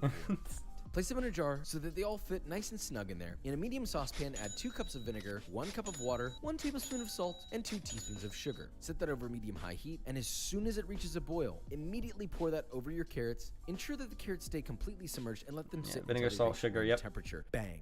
Pickled Gives carrots. It, yeah. Oh, and you get so if you're wondering how like the carrots and stuff in like sushi and whatnot have the flavor they have, that's how they do it. They soak it in like vinegar, salt, and sugar. Splash of shiradashi for some umami. Yeah. You know how Hey Papa Haiku, what's feels up? about Welcome to that. the Make sure you stream. need 2 We cups are of pretty steamed far pork belly. along This into one it. was much I'll more probably than end that. it Cut that in soon, half so you but get 2 even it's been squares, great then so far. Slice that into 2-inch thick pieces so they look like these. Yeah. See, Phantom gets it. It's crazy if you're swimming in the pool and you're chewing gum, and you get water in your mouth, the flavor disappears immediately. It just immediately washes away because it like dissolves all the sugars like at once. It's crazy. I'm there to focus on my breathing in the sport. What do I need to wear? Clearly, you've never wondered why they chew gum so much when they play baseball. You ever had Big League Chew? Yeah. Think about it. Don't forget to take a pic for the gram. Optionally, you can score the fat cap of your pork in a crosshatch pattern to help the fat render out. Yeah. And heat the Okay. pan over So I've never done a crosshatch pattern for mushrooms, but obviously if you're doing it for like pork belly and stuff, that's a must because you have to score that the fat heat, to cook spray better. it lightly with cooking oil. You don't need much. I mean, you don't oil. have just to, need but so you're gonna regret it if you Once don't. that's screaming hot, season your pork generously with salt. Lay them in the pan. Optionally, you can add any spices you like. I hit mine with some 5-spice and sear for about 2 Ooh. Okay. I love this guy. That's fucking based as shit, dude. Chinese 5-spice. I use Chinese 5-spice for. God, do I use it for? I think my pumpkin. That's what I use for the pumpkin pie, right? I think so. Hell yeah.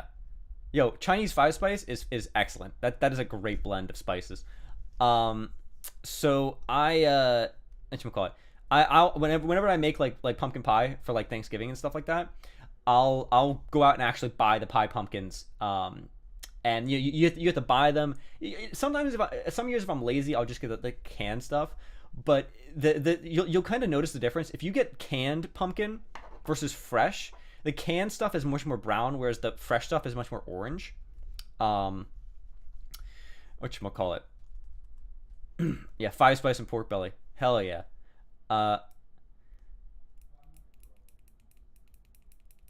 You don't guarantee them. No, I think they chew it with training, but not during a game.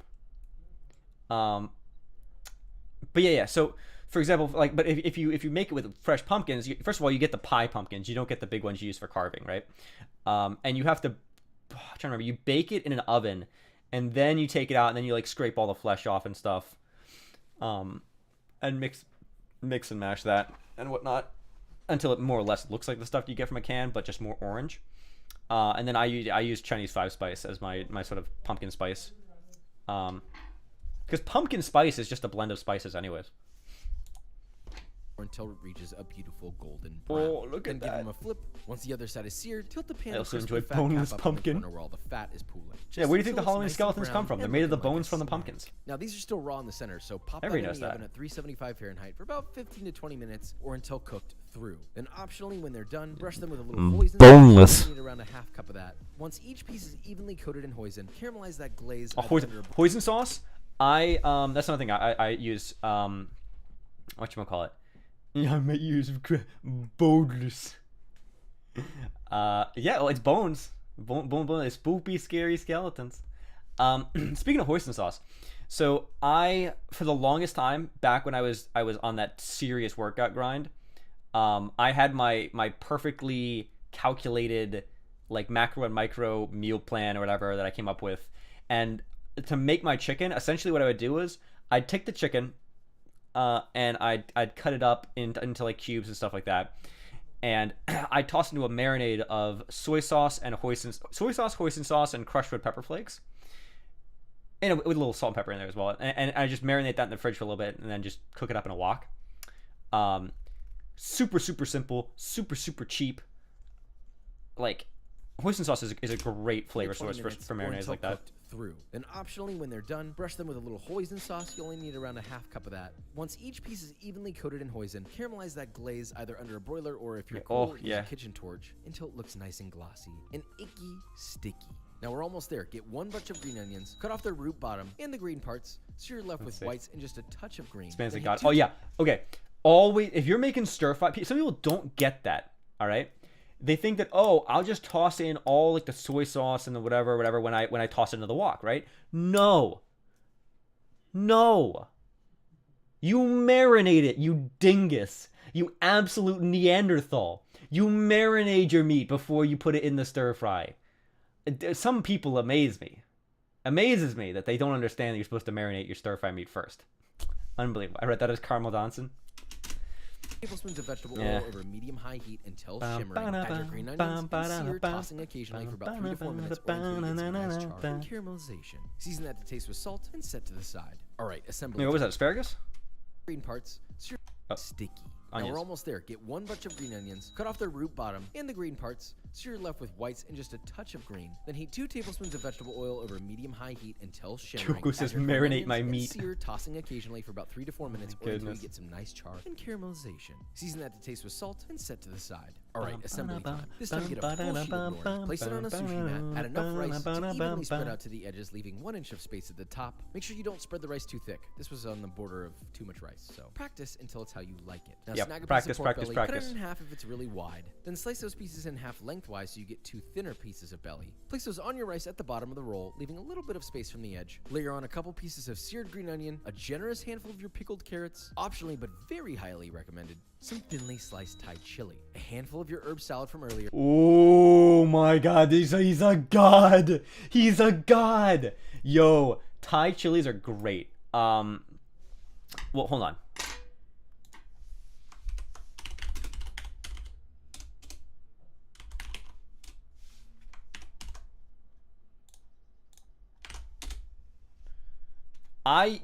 Wait, hold on a second. Are they green? Oh, he's using green ones. I grew no, I didn't grow. I grew Thai basil. Okay, this stuff, you can get them green. I usually get them red. I used to grow Thai basil, and I would make my Thai chicken, and I'd make it with Thai basil and then Thai chili peppers. If I couldn't get my hands on Thai chilies, I did a blend of jalapeno and habanero, I think, to get to the rough approximate spiciness. That was also really good. Honestly, maybe a bit of sacrilege, but I think that the ratio of jalapeno to habanero, like my habanero jalapeno substitute, was actually tasted a bit better than just the regular Thai chilies. But that might just be my personal preference. Then roll it up halfway. But it was right at where I would consider a comfortable level of spiciness. Like, I'm not, like, people be like, oh, you're so pale, you must be white boy spicy, I can't drink it, milk too spicy. Like, no, I can hang with the spice. But there's a point where it's like, okay, at what point do you get to the point where it's spicy for the sake of spicy and not, for the sake of enhancing the dish? I think that the ratio I came up with through trial and error, I actually can't remember what it was. I got the note somewhere buried on my phone. Yes, Martha, could you pass the spicy mayonnaise? Hopefully it's not too spicy. Yeah, spice should be complementary, not the focus of the dish.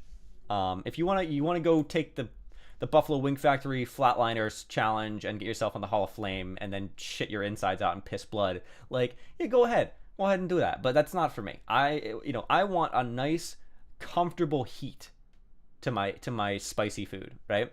I want to get to the point where I'm like, you breathe through your mouth a bit, get, where you feel like you want to drink some water, get that interior heat going, but have it be comfortable. It's spicy, but and there's a bit, it's spicy, a bit of pain there, but like, it's not painful, right?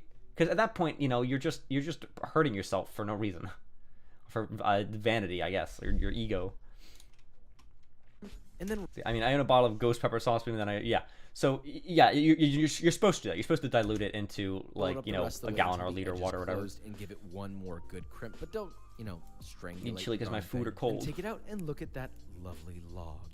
Cold food that's actually spicy is an interesting thing. Begin cutting until you reach about halfway down, then use the length of your knife and draw all the way back to slice the rest of the way through the roll. That way you get a nice clean cut. Then do that all the way down your roll and take a look at this beauty. So we have this beautiful fancy roll that comes in at a price of this for 6 to 8 rolls. That means you're paying this for each roll. Pretty goddamn good deal if I ever seen one. Last but not least is a classic makimono roll, sliced, of course. I decided to go the meat route. Sacrilege, I know. I did a lot of things that are sacrilegious today, but this looks damn good. You got the pork belly. It's glazed. It's roasted. It's fatty. Pickled carrot. It's salty umami. I had a splash of sriracha because I like it. Grilled green onion. You can't go wrong with that. So, without further ado, that was intrusive. I've never had something disappear into my mouth like that before. The meat is fatty and hot and sweet. The pickled carrots immediately cut the richness. It's chewy. I feel like this hits all the notes that I want in a sushi roll. Great with fish too, but there's nothing wrong with a nice fatty piece of glazed pork belly, or barbecue pork belly if you will, in a maki roll. And it looks pretty. Look, did you want to give it a kiss? If you want sushi and you don't want to spend a ton of money on it, you've come to the right place. If you want sushi and you don't want to spend a ton of money on it, you've come to the right place. You can have any of these rolls for this price, or this price. It's up to you. You want to know what else is a thick log filled with various surprises and ready to be consumed? B-roll. Yeah, but the other great thing about, like, aside from the fact that this guy actually knows what the hell he's talking about, is the fact that his B-roll and his filming is just really good. That is it. So we made 3 different lighting on kinds of point, sushi rolls, angles up with the camera. Oh, so good. One makimono, but you get the point. At the end of the day, I'm just trying to give you implications, ways that you can fill a sushi roll. But you can do it however you want. So one thing I always encourage people when they're trying to come up with like a good diet plan, put vegetables in a sushi roll, like it's rice, whatchamacallit, is that make what works for you. So you could certainly do, like, what I started doing is I made whatchamacallit. I feel like you're watching TV with your dad. No, you can't be a dad. But like So like right now, I'm here. I'll get rid of this. We did the React channel time. Okay. You know, one of the things that the way I cook my chicken now is I make like a honey Dijon mustard, like cover it, like marinade or whatever, where it's simple. I mean, it's Dijon mustard, like honey, and a little bit of oil, like olive oil. And you know, you just toss that into a bowl, mix it up real quick with like a rubber spatula, and then you just coat the chicken in it, and you toss it in the oven. It's super easy, right? But you know, it's a bit more expensive. You know, a Dijon mustard, especially since I'm not getting like the super crap stuff, right? I'm getting like the actual like good, like comes in a glass jar from Costco, right? It's not a Costco brand though. But like I said before, I used to do just essentially just soy sauce, a little like a tablespoon of hoisin sauce, and then a dash of red pepper flakes, and that's so cheap because you can buy like an entire gallon of soy sauce for like not that much money at all. Very very cheap. So but then again, it's more bland. It doesn't have, you know, it's still good, but it's not quite as good as like, you know, honey Dijon mustard coated chicken baked in the oven, right? It's essentially soy sauce chicken cubes tossed in a wok. So I encourage people, find what works for you in terms of time and in terms of finances. So you may be willing to, like me, pay a bit more for the honey Dijon mustard kind of chicken, because not only is it tastier, but I find it easier to make. I essentially, because I don't even have to cut the chicken since I'm baking it in the oven and not putting it in a wok. And I don't have to have it sitting in the fridge like marinating, right? I just brush it on, or rather I sort of dip it into the thing and make sure it's all coated. You know, toss those things in a bowl, mix it, dip your whole chicken breast. Well, I butterfly them, like I cut them in half lengthwise so that they're thinner, so they cook more evenly. But you know, so you cut the chicken breast in half, like flatwise, how you want to say it, and then dip it into a bowl in which you've mixed 3 ingredients. Obviously, you salt and pepper the chicken, but like, you know, and then you just toss it into a pan, like a baking sheet, in the oven, and you leave it. And you come back like, you know, 15 minutes later or whatever. You know, you can check the interior, take your thermometer and check the internal temperature. But I find that a lot easier than having to sit there working a wok for like forever, because I'm cooking, you know, like pounds of chicken at once, because I'm impatient. It's a bit more hands off. It's a bit easier for me. It tastes a bit better, but it costs a little bit more money. So obviously the best, yeah, it doesn't cost a lot to eat well. You just got to put in the effort, and you have to be your hands on in the kitchen. Bakra's completely right there. So, you know, people will eat out. I will tell you that if I eat out, or if I get it like delivered to me, right? Even paying like the lowest option for like the driver tip, which is like required or whatever, and with Dash Pass to save money, you know, I'll get a meal that's like a simple meal, and it'll be like $20, $25.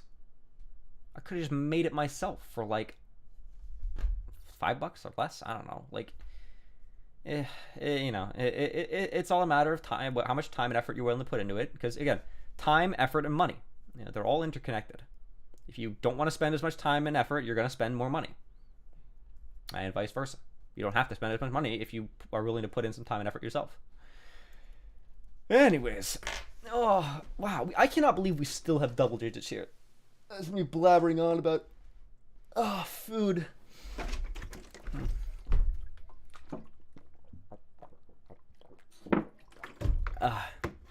Yeah, $20 for like a lunch is way too much money.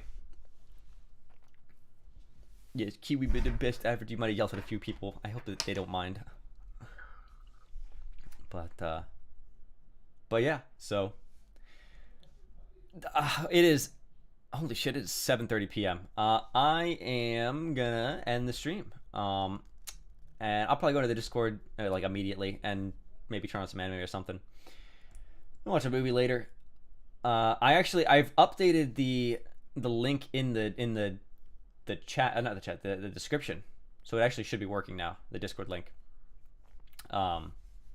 But yeah, for anybody here who's not in the Discord, if you're lurking, I know everybody who's talking right now is in the Discord, but anybody who's lurking is not. You're more than welcome to join. We do watch stuff. We hang out in VC every now and then. Not so much right now because there's not that many people in there, but more people who are there, more active it'll be. But yeah, so I'm gonna go. Thank you guys so much, and